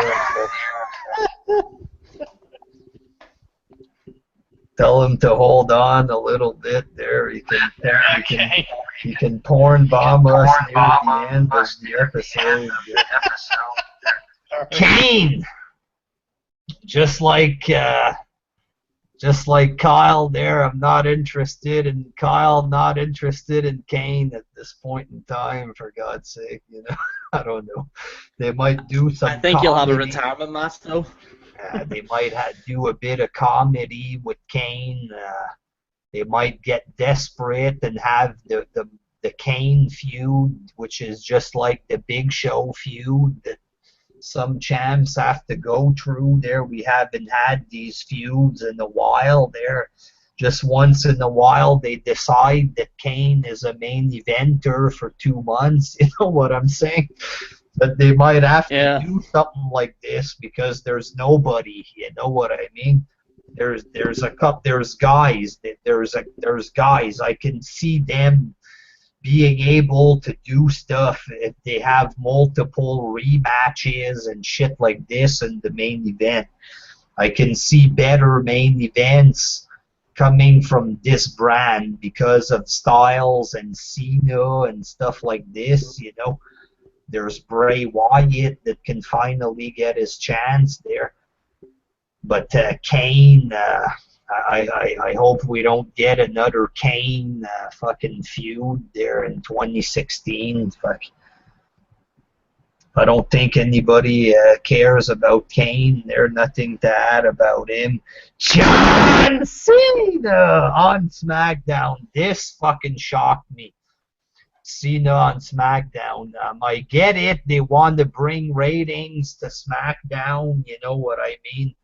And this also shows, Cena he's not going to be shoved down your throat on Raw. It's a new era. We're going to give you Roman Reigns instead, which is 100 times worse there. But if you take Cena off of Raw, that might fuck up the ratings. Even Dean Ambrose has a big fan base happening. So if you put these guys, especially Cena, exclusive on Raw or on SmackDown, that might take away some viewers from Raw. You know what I mean, Jay? Yeah, I think Cena I think he's a perfect fit for SmackDown. I think he's obviously there's been rumors of him possibly retiring. So obviously he's going to work off a lot of guys in the ring, try and get them over. He's a key part of getting these guys over. I think the whole John Cena burial thing, I think they might be reducing that now because right now they know John's coming along. They can't have a quick fix anymore, so now they have no choice but to build up these rosters. So, and that's what I'd like to see, more mid-card Cena matches where he pushes young guys, you know what I mean? And if he does become a world champ again, they should make him turn heel for that because the fans are going to be fucking pissed, you know what I mean? But for the moment, having him have good matches with young guys and him putting over young guys, I don't want him to get beat in every match, you know. The company, you know, they can't just destroy Cena either, you know what I mean? But Cena can have a competitive match with a wrestler where he gets beat, you know, on SmackDown just like that. It doesn't have to be a feud where Cena gets more victories than the other guy, you know. He can just fucking lose, you know what I mean? Have a fucking one-off match where he gets beat and then the guy moves on. Oh, this guy just beat John Cena. He might have a chance to beat Dean Ambrose for the title there. Baron Corbin, their future world champion, just beat John Cena last week. There. Is he going to have a chance to beat one of the vaudevillains who's the new world champ because there's nobody left, Jared? That guy with the mustache of the vaudevillains. That's going to be that's your the guy next... that got in a fight with Sin Cara, apparently, like on SmackDown, apparently, and catering. That's going to One be of the new villains world was champ. actually... What happened? Yeah, it's basically confirmed, but Sin Cara, you know, Hunico, he actually got in a real fight with one of the Ravel villains and actually knocked Sin Cara actually knocked him out. It's not the first time because that guy, the guy that plays Sin Cara, actually knocked out Sheamus before in a real fight. But apparently he knocked out fucking one of the Ravel villains. Sin Cara looks small, but he's in shape. He could probably punch hard. I don't know. These vaudevillain guys don't look that tough either, you know. I actually like them because at least they have like a gimmick that you understand. Yeah. It's unlike some of these other wrestlers, you don't know what it is. But at least with like it's corny as hell, but at least you understand what their gimmick is. You know what I mean? I don't know how far they're gonna get. They're pretty much just being used as a jobber team there. You see them winning the tag titles on SmackDown? Not anytime soon. I think they're going to be a job team there. Randy Orton going to SmackDown. Is he back full time? I know there was rumors he wanted a part-time schedule. You know what I'm saying? Are they going to push Randy Orton? Should they put the belt on Randy Orton over a possible young guy? You know, if Orton's there all year and he's on SmackDown, then they're gonna have to put him in the main event. You know, if he's there all year, guaranteed he'll be in the main event. Maybe an AJ Styles and Orton feud or something. The thing is though with this is that Brock Lesnar's on Raw and Randy Orton's on SmackDown. So how's that going to work in SummerSlam? And one of the guys will end up looking weak, you mean? Like, is Randy Orton just going to say something on SmackDown, Brock Lesnar's going to say something on Raw, then Randy says something on SmackDown, then Brock Lesnar says something on Raw? Is that what they're going to have to do? Orton can lose and just say, fuck, what do you want? The guy was on steroids. So was Randy, though. Randy was caught on roids as well. Fuck, I don't know if the veins. it's in the veins, Jer. So Randy Orton, if he's there full time, they'll have to put him in the main event. Guaranteed. Hopefully we don't get another fucking Orton and Cena feud there. Oh, I was about to say that. Sweet baby Jesus, I hope that doesn't happen. I hope that doesn't happen at all, because if that, oh my god, I actually, I've got a bad feeling, WJ, I have a feeling that we're going to see another Orton-Cena feud again, one final time. And Orton, you know, he's not that entertaining there. That's another guy that this is back when they were just putting the belts on guys in order to put them over. You know, he was one of those guys that had that treatment there. It's not put the guy over and then give him the belt. It's give him 10 belts in 2 years and tell the people that he's a star. That's pretty much it. Apart, like him kicking McMahon and a couple things like this there. I don't know.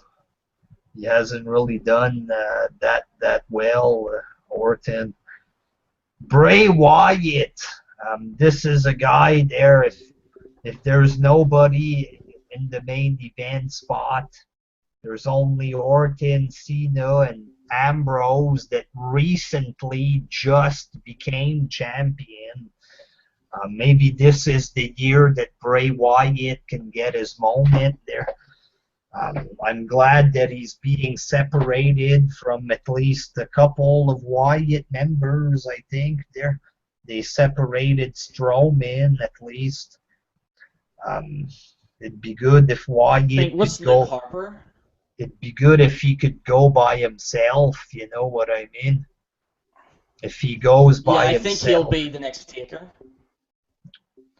I don't know about the Taker. They did the Face of Fear thing.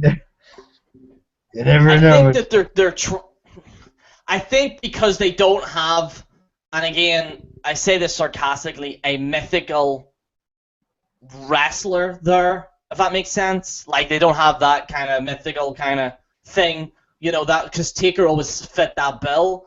I think that the problem was, though, is that the Barry Bray Wyatt so many. Maybe on SmackDown they might try and make him a legitimate threat.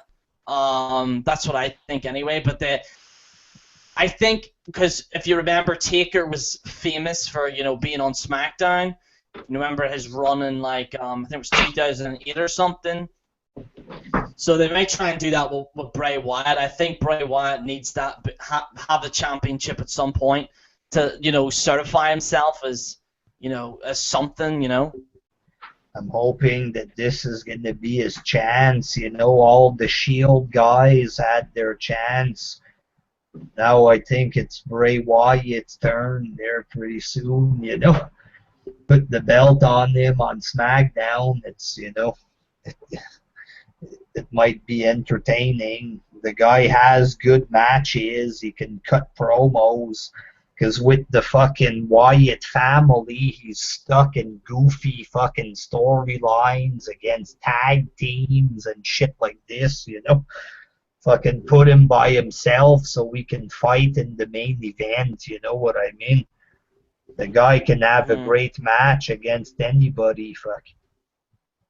He's had lots of good matches that were impressive. That's a guy that impresses people when he wrestles. Maybe not a shit match on Raw there, but if there's a big pay-per-view match, like his match against Bryan and stuff, that he can be good, you know. Robbie, anything to say about Bray Wyatt?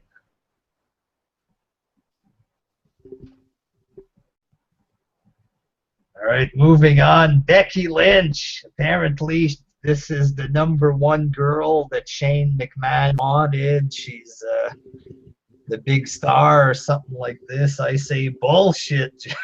Bullshit. You know, she's a decent wrestler, but fuck. You know, even less. A lot of people are liking her now. Like, a lot of women especially like her. Like, she's hot. She looks hot. You know what I'm saying? Really hot, but she she has less charisma than Roman Reigns. You know what I mean? And that those promos, I don't know, fuck, very hot, but when she starts talking, it's like shit. Please stop it. Do you think it's an accent thing? Do you think? I don't know. Fuck, it's. I think it could be like I think because I've noticed you know what they need, WJ. They need some training from the general how to talk. That's what they need. Like she's not really. I don't know. Like Paige has an accent, but she can still excite the crowd. You know. Or it's just I don't know. Fuck. The Irish accent is very hard to like if you're talking to like Americans or whatever. If you're speaking like very fast, which I think Sheamus in the early days used to do, and I think Becky Lynch kind of does it where she kind of speaks too fast, or when she's speaking maybe a little bit slower, it's kind of like, how's it going, Becky Lynch? Like it's a bit, I don't know, maybe I think that's maybe it, but like I noticed like a lot of women seem to like her because she everyone talks about her on Twitter. Like if you use the hashtag WWE on Twitter, everyone just talks about her on Twitter. I don't know what it is. Maybe it's them goggles, WJ. Maybe it's that anime stuff. The way that they presented her, she might win the belt, I guess, on SmackDown when if they create a women's title there. Yeah. The Miz. Oh, Jesus. We're going to start blasting through these names here, Jer. We're going to take it home here. The Miz, fucking, I guess he's going to stay in the mid-card, the comedy guy. He's going to be, he's going to have a big match in the mid-card every pay-per-view like he does now, I guess. Yeah. I don't like the Miz at all, so... You see them pushing the Miz back in the world title picture, not even... Fuck, I hope not. Not even with this thin roster. No. He won't even get a he might be in the number one contenders or something. They're going to need guys to fill up those matches, but I don't think he'll be in the one-on-one match unless it's just like a one-off match on Raw there that you know he's going to lose, you know what I mean? Yeah. So Miz will still be the Miz there. Baron Corbin, he's probably going to be overrated as fuck this year. They're calling him a future world champion. I have a bad feeling they're going to push the shit out of this guy before he's ready. What do you think, Jer? Oh, who's this, Baron Corbin? Yeah. Yeah, fuck. Nothing really strikes me about him. Really? American Alpha, this is pretty much Charlie Haas and Shelton Benjamin 2.0. They're dressed like them. But I think these guys are good, you know. I think they might be good on SmackDown. These guys are, if there's a tag team title on SmackDown, they're going to win it. They're out of the teams that are on the list. I'm pretty sure they'll win the title.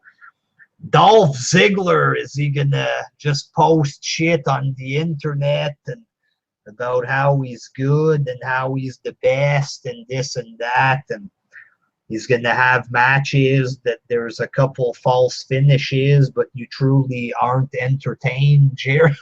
Is that what Dolph is going to do this year? General Jerry's muted there, but that's what I think Ziggler is going to do. He might be used in main events. You know, WJ, I'm going to have to head here, mate, okay? All right. All right. Have a good night, Jer. All right. Sorry I had to leave early. It's just something's come up here. All right. But I'll speak to you later on, mate. And thank you all for thanks for having me on, mate. All right. All right. See you there. Dolph Ziggler, like I was saying, he might be in the in the main event here and there to fill up some holes, but I don't think Dolph Ziggler as the world champion, they might do this just, well, I don't think they should do that.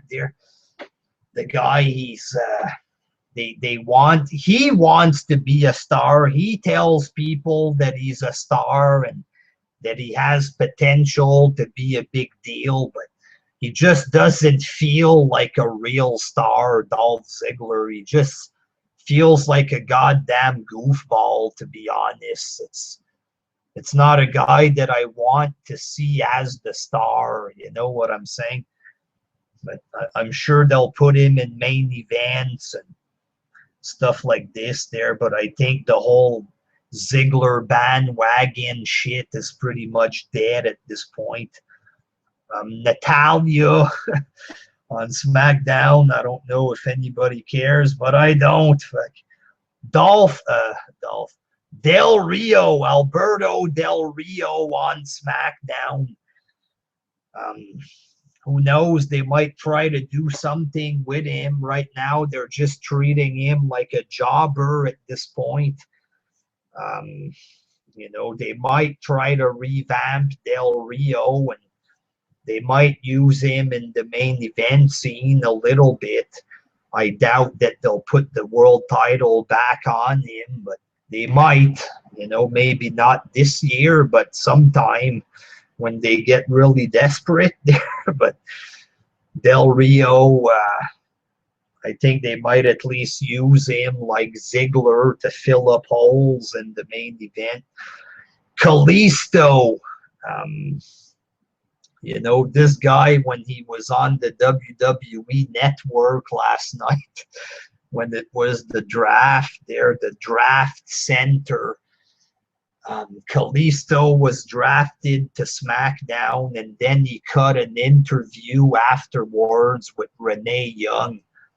Fucking one of the worst backstage interviews that I've heard ever there. This is like botchamania quality stuff there.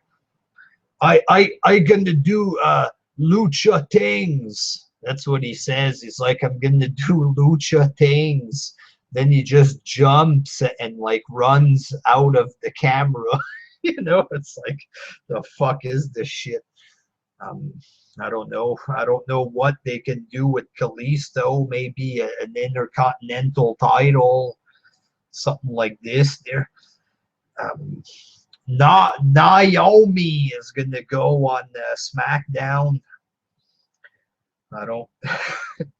She might lose a 2-minute match here or there. She's gonna wear her stupid shoes with the flashing lights, and nobody's gonna be impressed. And she might be a manager for the Usos. I don't know there, but I'm not gonna give two shits about what Naomi's doing, to be honest. The Ascension. They're going to be used as a jobber team. That's pretty much it. Zack Ryder. They might try to push Ryder. You know what I mean? They've been trying to push him on Raw. SmackDown isn't that important, so they might try to do a big deal out of Ryder, a mid-card title at least. Possibly a tag team with that Mojo Rawley fucking retard guy there. He was drafted to SmackDown, but who knows? They might even have Zack Ryder fighting for the world title. Never think he's going to win. Highly doubt he'll ever win the world title, not even the secondary world title, but he might at least get a world title match, at least on the SmackDown or something like this. Apollo Crews, he's going to do what he was doing on Raw, having a match that you're not going to care about, really. The guy is short, you know what I mean? He doesn't seem to have that much, charisma. At least they're not letting him display it. I don't know. If he has charisma, I didn't get a chance to see it because WWE doesn't let him talk or anything. So I expect Apollo Crews to be just there pretty much. Robbie, you expect big things from Apollo Crews? Yeah, I think he could. He's going to be like a Bobby Lashley. I think I do see him going somewhere. He's pretty athletic too. I mean, we'll see. It'd be interesting. Is he with the Alpha Males, right? People compare him to Bobby Lashley because he's black and muscles there, but he's short. He's really, really short. You know what I mean? He doesn't have the superstar look like Bobby Lashley. That's a guy that could have went far in WWE there, unless he would have been suspended like Titus O'Neil because he's black there. But I think McMahon really wanted to push him and make him a real star there. Yeah, I'm not sure. I'm not sure why Bobby Lashley left so quick. I don't know what's the story behind that. You know, because he left pretty quick. Apollo Crews, I doubt they're going to do much with this guy. They're the guy from American Alpha. Because he's tall and he's big and he's a pretty boy or whatever. I'm sure that McMahon would maybe do something with him. You know what I mean?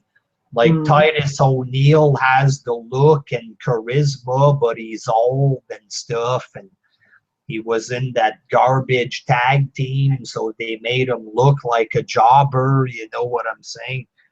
Yeah, that tag team would have got over if they would have kept that manager that they had originally. But they fired him because he was, I guess, using racial slurs or something. Remember the cat? The cat used to be their manager. Remember when they first, they were funny as hell when they had the cat when he was their manager. They was cool then, and then when they lost him, they kind of like just faded. And then they get rid of him because he cut the promo of some kind there. Yeah, he said. I think he was picking on that. Who was the Hispanic girl that he was picking on? She's hot as hell. I can't think of her name. That the Rose Mendez, wasn't it? Was it her that he was? It was something to do where he said something racial and they let him go because of it.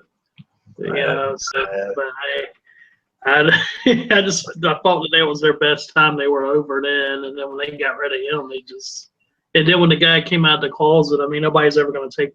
You know, I have nothing against homosexuals, but you know, let's face it, wrestling's kind of like a, you know, most guys that watch wrestling, they're not homosexual. They're not going to take a lot more fans that are like that than we think.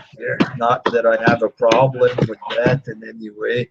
I don't have a problem with Darren Young or anything like that.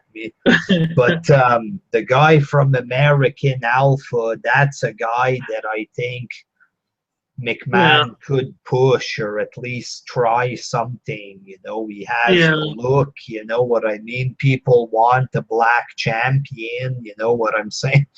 So I think that guy might have potential to. This is based off of it, the look that I know McMahon likes. You know what I mean? Yeah. So that's a guy like Bobby Lashley that they might push off of the look alone. You know what I'm saying? But I wonder how much longer McMahon's going to be involved, though. Like, I kind of wonder, like, he's getting up there. He's a smart guy. He's still gonna run it. I don't think he's gonna die anytime soon, McMahon. But what I was saying, I don't think Apollo Crews is gonna be that big star.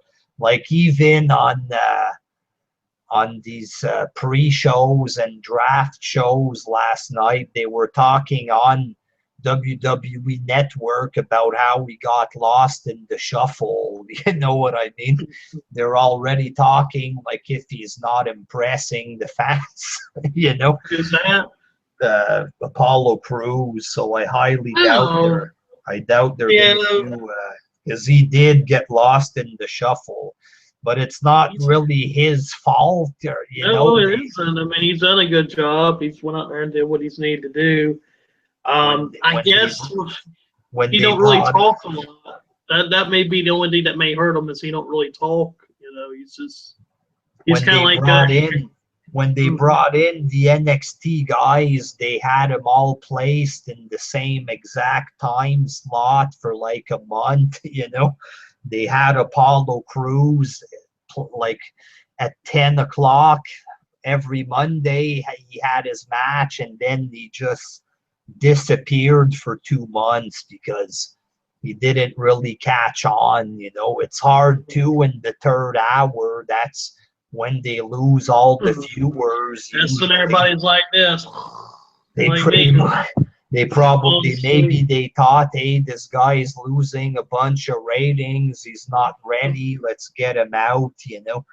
They might try to use him better this time on SmackDown, but I don't think this guy is going to be a big star. Honestly, what's the draw to Raw? I mean, judging by what I've heard from you guys, Raw don't have hardly shit in it. Why would I even want to watch Raw anymore? And it's going to be a lot. It's going to be a lot worse when there's only 3 stars on Raw, and one that's never there, Brock. So yeah, I wonder if they're going to suspend him over the. You know, he failed 2 tests now. So yeah, Alexa Bliss going to SmackDown. Now that is one fucking hot fucking bitch. I don't mean to say bitch there. I don't want to sound like a sexist guy. I don't refer to women as bitches. Jenny McDermott here. Yeah. She's fucking hot as fuck, man. She's not like she's not a good wrestler like Sasha Banks or whatever there, but she's fucking hot as hell, and she has charisma, you know. Big boobies too. She can make good faces and shit like this, you know. So I'm happy to see her on a show there. Show us close-ups of her body, for fuck's sakes. Do something. You want ratings, use her body. And don't use Breezango that was drafted to SmackDown. This is just like, at least they're gonna separate from R-Truth and Goldust, but what the fuck are they gonna do? Just cheap comedy. So Bree in SmackDown? That's Tyler Breeze and Fandango. Oh God, Fandango. They're not. They could have put hard. Tyler Breeze in the cruiserweight division. Yeah, something different with him. That's just, I don't know. But he's pretty much fucking destroyed him. Whatever he had on NXT has been destroyed, you know. And that's the difference between the indie crowd and the main crowd. You know, you go to an indie show like NXT has that indie atmosphere like that, you know. So they're gonna cheer for a guy like Tyler Breeze, you know. It's a lot of fake cheering. They cheer just to be heard a lot of times. They want to do fancy cheers. Hey, look at me, how fancy I am with my hip cheers. You understand, Robbie? A lot of times they're not truly marking out. Like when Nakamura comes out, they're humming his song. You know, that's not a legit cheer. When Nakamura does a big kick or a big knee and the place is like, holy shit, you know, that's legit. That's a legit cheer. That's a cheer that the fans, you know, it's a real reaction. When they're just there, that's not a real passionate cheer. They're just trying to be heard. So a lot of these guys like Tyler Breeze, they get cheered by these indie fans like this, and it's fake garbage cheers. So when they get in front of the big crowd, the crowd is like, who's this fucking little, who's this male stripper that's fucking, he weighs 50 pounds and he's unfunny there. Who's this guy there, you know? The fans aren't going to start fake cheering for nothing, you know. Sometimes it depends which crowd is going to do that kind of shit on Raw too there. Yeah, they may have gotten over back in 1994 with Alice Wright or something, but no. Yeah, I don't think Tyler Breeze is going to go anywhere. no, this kind of is bland. not working. Someone that the fans don't like, and I'm interested in seeing what she's going to do.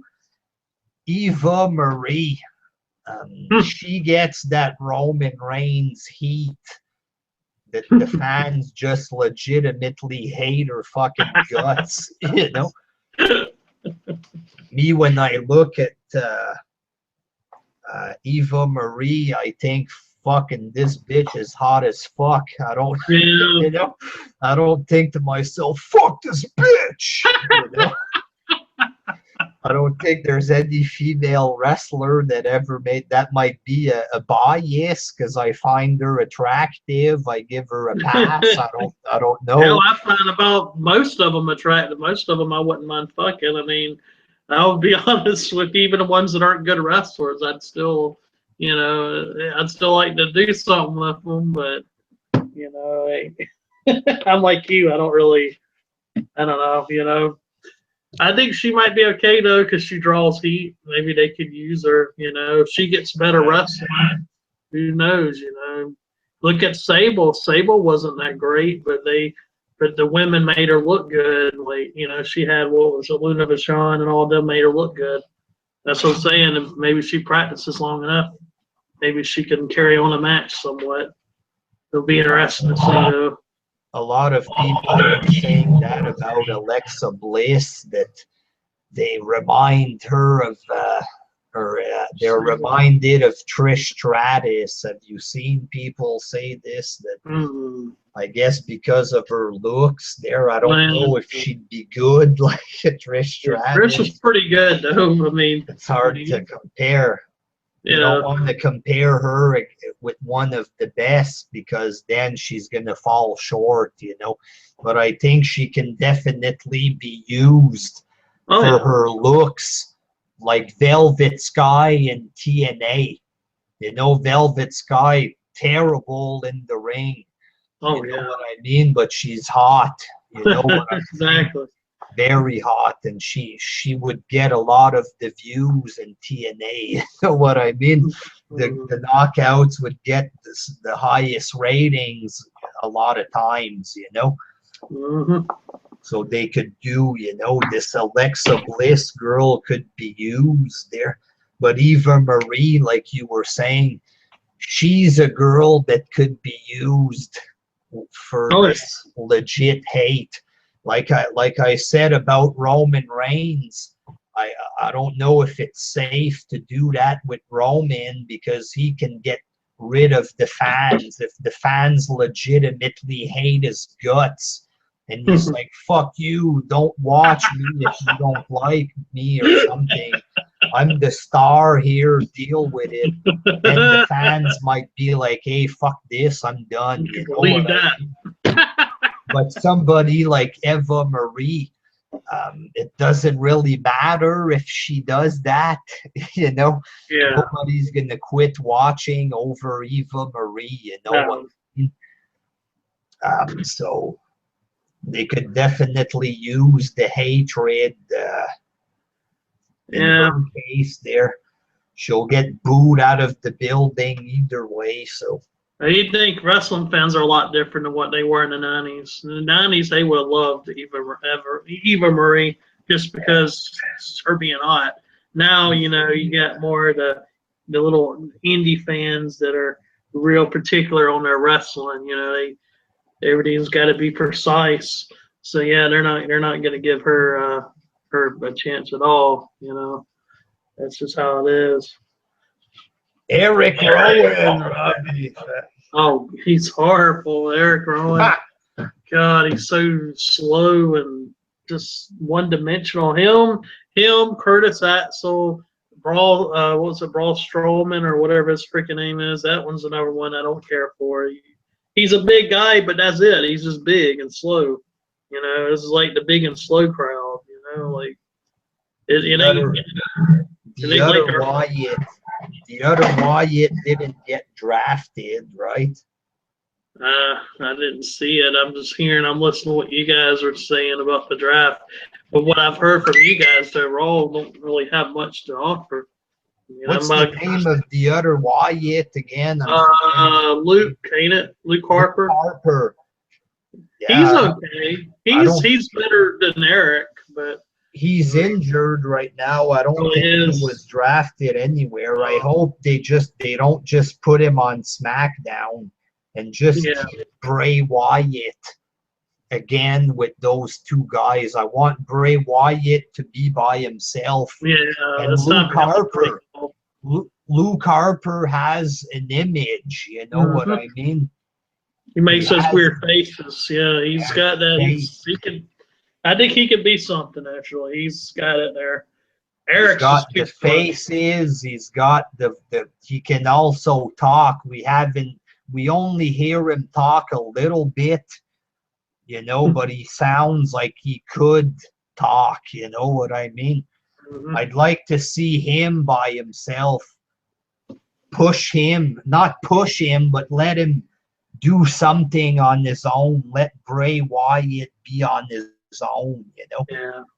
Mojo Rawley, that's the hyped guy there. I don't really give two fucks about him. He'll probably end up with Zack Ryder there. Yeah, him and Zack Ryder could form a tag team or something and go for a tag team. I'm always excited. Oh, look at me, I'm jumping around. You know, after 3 weeks, the fans are gonna lose interest. You know what I'm saying? Yeah, those indie fans love him though. They those NXT fans, they love him and they love all of them people like that. So. And the last fucking name, I know I've been going live for a long time there. That's why I went live, because the shit is long. It's gonna take time there. Carmella. She might have been better with Enzo and Cass on Raw. Who knows? I guess WWE just doesn't want them together for some reason. Maybe they have plans for her on their own. Carmella, she's not that great. Yeah. You know what I mean? She's not talented. Like, I don't want to keep saying Sasha Banks there, but she's not a Bailey. She's not a Sasha Banks. And where the fuck is Bailey? Why wasn't Bailey drafted? Exactly.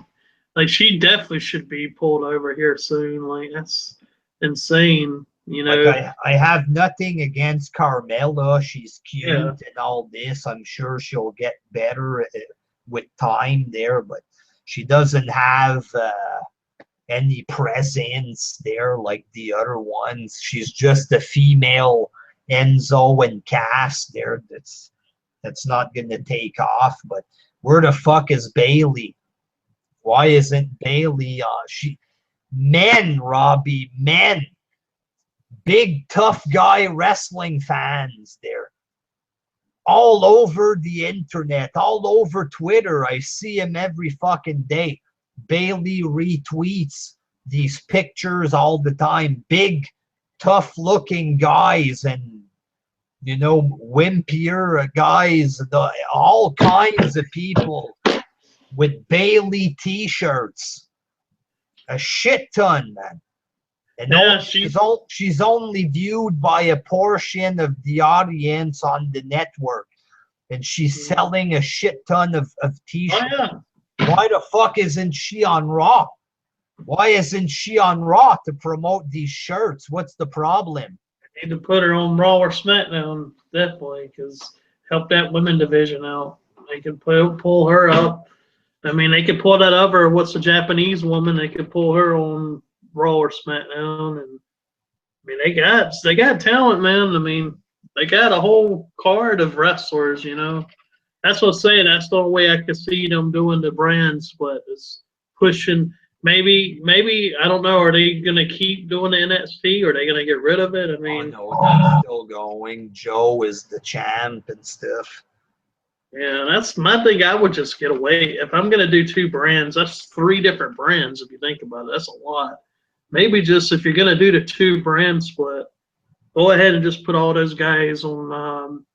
That's the way I would do it. But, of course, I know you were talking about earlier, how they were trying to get the Japanese fans to watch NXT, you know, or to watch it, or to get the network. So that may be why they don't want to do away with NXT. I don't know, but it would make sense for them just to do away with that and put them all either on, you know, SmackDown or Raw. But I guess they don't, you know, they're gonna keep that. I highly doubt they're gonna get rid of NXT. That's it's bringing in a lot of indie people and shit like this. Like you the know, wholesome fans, you know, they people that don't like WWE will actually watch it. and it's a big part of the network. It gives something for the indie crowd. Oh, I don't like WWE, but I like NXT or whatever, you know. Well, I like TNA. It's so awesome. Yeah. Like NXT, the specials can be very fucking not only good but great sometimes. You know what I mean? The specials, the show itself, I don't know, but it's a big part of the network, you know. So You think they should try to get Brother Nero or Matt Hardy to come back, maybe? one day, I'm pretty sure it'll happen there. It doesn't look like TNA's going anywhere right now, but Oh, yeah. he's one day he's gonna Yes. end up going back. They Maybe said they did not pretty. Matt there. They said their ratings went up pretty good for that segment.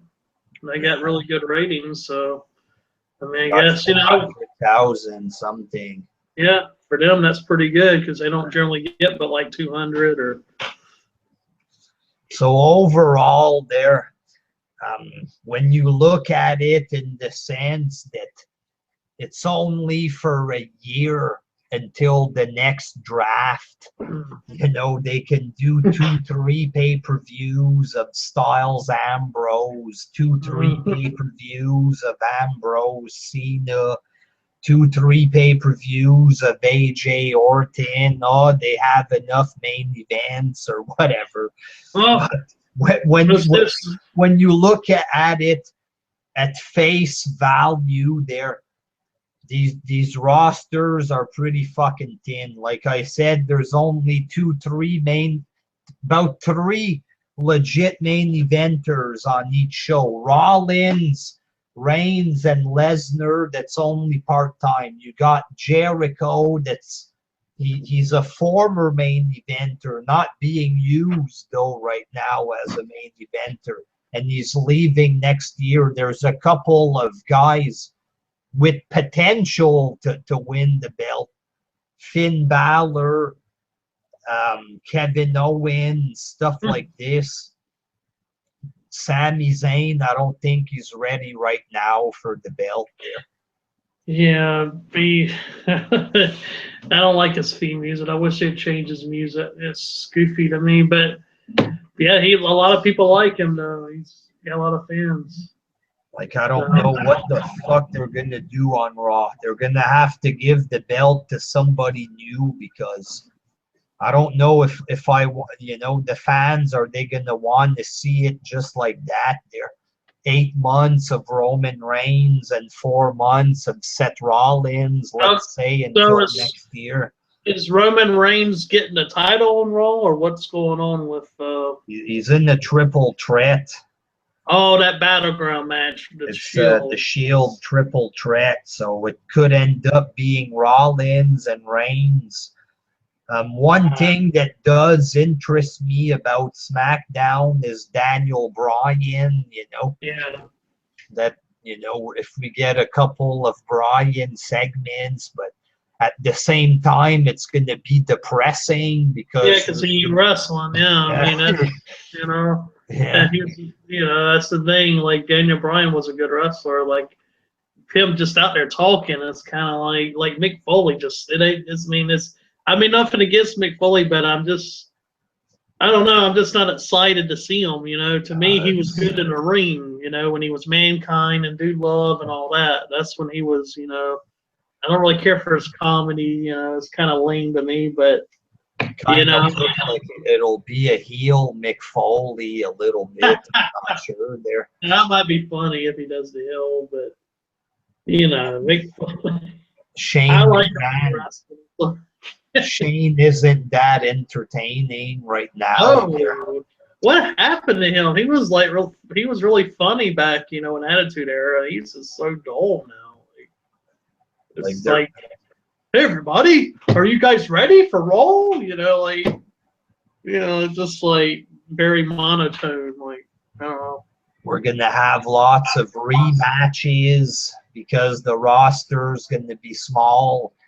Like during the brand split, remember it was Matt Hardy against MVP for like a year. I remember the that. Same fucking match. Same match all fucking year, Me, I stopped watching SmackDown back then. During the first brand split, I stopped watching it. But what enticed them to bring it back? I know that they're trying to do something to bring the ratings up, but I mean, I just don't like I was telling you, their roster's not big enough to do it unless they're gonna pull everybody from NXT and have them wrestle 2 shows. That would be the only way I could see it being successful. Then that kind of devalues NXT. I don't know. We'll see. I think it's going to be like you're saying. It'll probably be okay at first, and then it'll fade out. People will get tired of it. It's going to be really, really watered down there. Mm-hmm. Like the first brand split, you had the Undertaker and stuff like this that were active. You had old guys, you had the new guys like Cena, Batista that were coming up and stuff. Now it's you got a couple of guys that are that have potential, but even the stars right now aren't even fucking fully stars. You know what I mean? Yeah. Like Dean Ambrose just won the world title. We don't know if he's truly capable of being the main guy. It's probably going to be Cena, obviously. That's going to be the main guy on SmackDown. Wherever Cena is, if Cena's on SmackDown, that's going to make SmackDown the best show. That's their baby face. Why would they put him on SmackDown if Raw's supposed to be there? I always thought Raw was like their better show. It's going to hurt the roster. Who's going to want to watch Raw? I won't even watch it. Or to be honest hurt with the you. ratings, Yeah. I'll just watch SmackDown. Hell, you got AJ Styles. Who all's on SmackDown? AJ Styles, Dean Ambrose. AJ Styles, Ambrose, Cena, Orton. Yeah, That's it. Wyatt. Couple guys like this there. It was like got SmackDown. lots of bums like Kalisto, Ascension, Ryder, Apollo Crews, Breezango, Eric Rowan, Mojo Rawley, Miz. It's all guys that aren't going to do anything, There's three main eventers, about 2-3 guys on each show that have potential to become main eventers.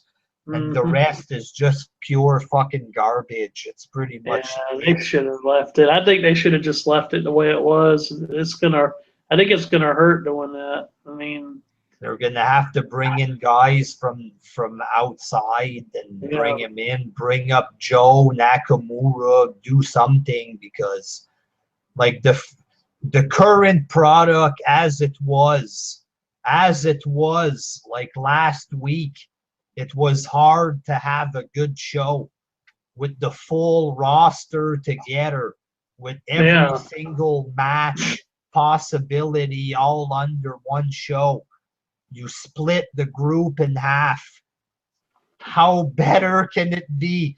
Let me split up. Let me make less match possibilities. How can it improve with less matches, with less stars on the same show? How the fuck is it supposed to improve? They might do better matches, shit like this, but I doubt it. It's not, it's the brand split, so it's going to be like the Attitude Era again. It's not like that. It's just, they're just dividing the group. Is Raw changing their rating to mature audience or something like that? Or, absolutely not. no. Well, who was it? I thought I saw something on YouTube about one of the shows changing their ratings. I guess more to be more mature. That's just for the cartoon, maybe. Oh god, that's Their little cartoon, but for this year, it might be exciting at first. People are gonna say, "Hey, SmackDown is the better show. I like SmackDown more. It's not as long. It's got AJ Styles, blah blah blah." But I think in the long run, it's gonna hurt the ratings. It will. It's gonna hurt Raw because you got your best people on SmackDown. It's gonna. I don't what Raw's supposed to be their shining star of the show. I mean, they're pretty much. It's gonna kill Raw. SmackDown, they'll help SmackDown up, but SmackDown's always been low on ratings. Even when they were good, they were low, on ratings historically. I think the only time they were high on ratings was back in Attitude Era. Attitude, it was big numbers, but it was always a bit smaller than Raw there. Yeah, it was always a secondary show, right? I mean, that's the thing. That might happen. The ratings of SmackDown, I'm pretty sure they'll go up, because now there's a reason to watch it. You have to watch SmackDown to watch some of the wrestlers you like. Cena's going to be there. Obviously, the rating of SmackDown will go up, but the Raw rating might go down. They might end up being the same. That's like Matt says, you're going to fight for ratings, but they might fight for ratings at 1.6, 1.7. Both shows, the thing is too, like I've heard Vince McMahon says he don't care about ratings anymore and stuff like this. It's almost like they're just okay with being mediocre. Like they don't want to push the envelope. They just want to do enough to give us like one or two good matches every so month, and then we got to watch a bunch of mediocre garbage. It's just that's why I can't get into it. It's like you got to sit through so much garbage to get to a good, legit pay-per-view or, a good match. I think that's their problem. They don't put enough good quality in their shows to get people to want to follow it. Good for Raw, good for SmackDown, but Raw, not too sure. So, Robbie, thanks for joining me today there for the draft results and analysis, Robbie. I'd like to thank NF Punk and General Jerry for being on. Kyle was going to come on there, but we ran out of time, Kyle. Sorry, we had to go there. But so, that's it, folks. I think it's going to be a troublesome ahead. There are no fucking main eventers on these shows. Lots of fucking garbage wrestlers that nobody cares about. And they're going to bring in more indie guys that people won't care about. Trouble is up ahead, folks. How low can they go? Until next time, peace.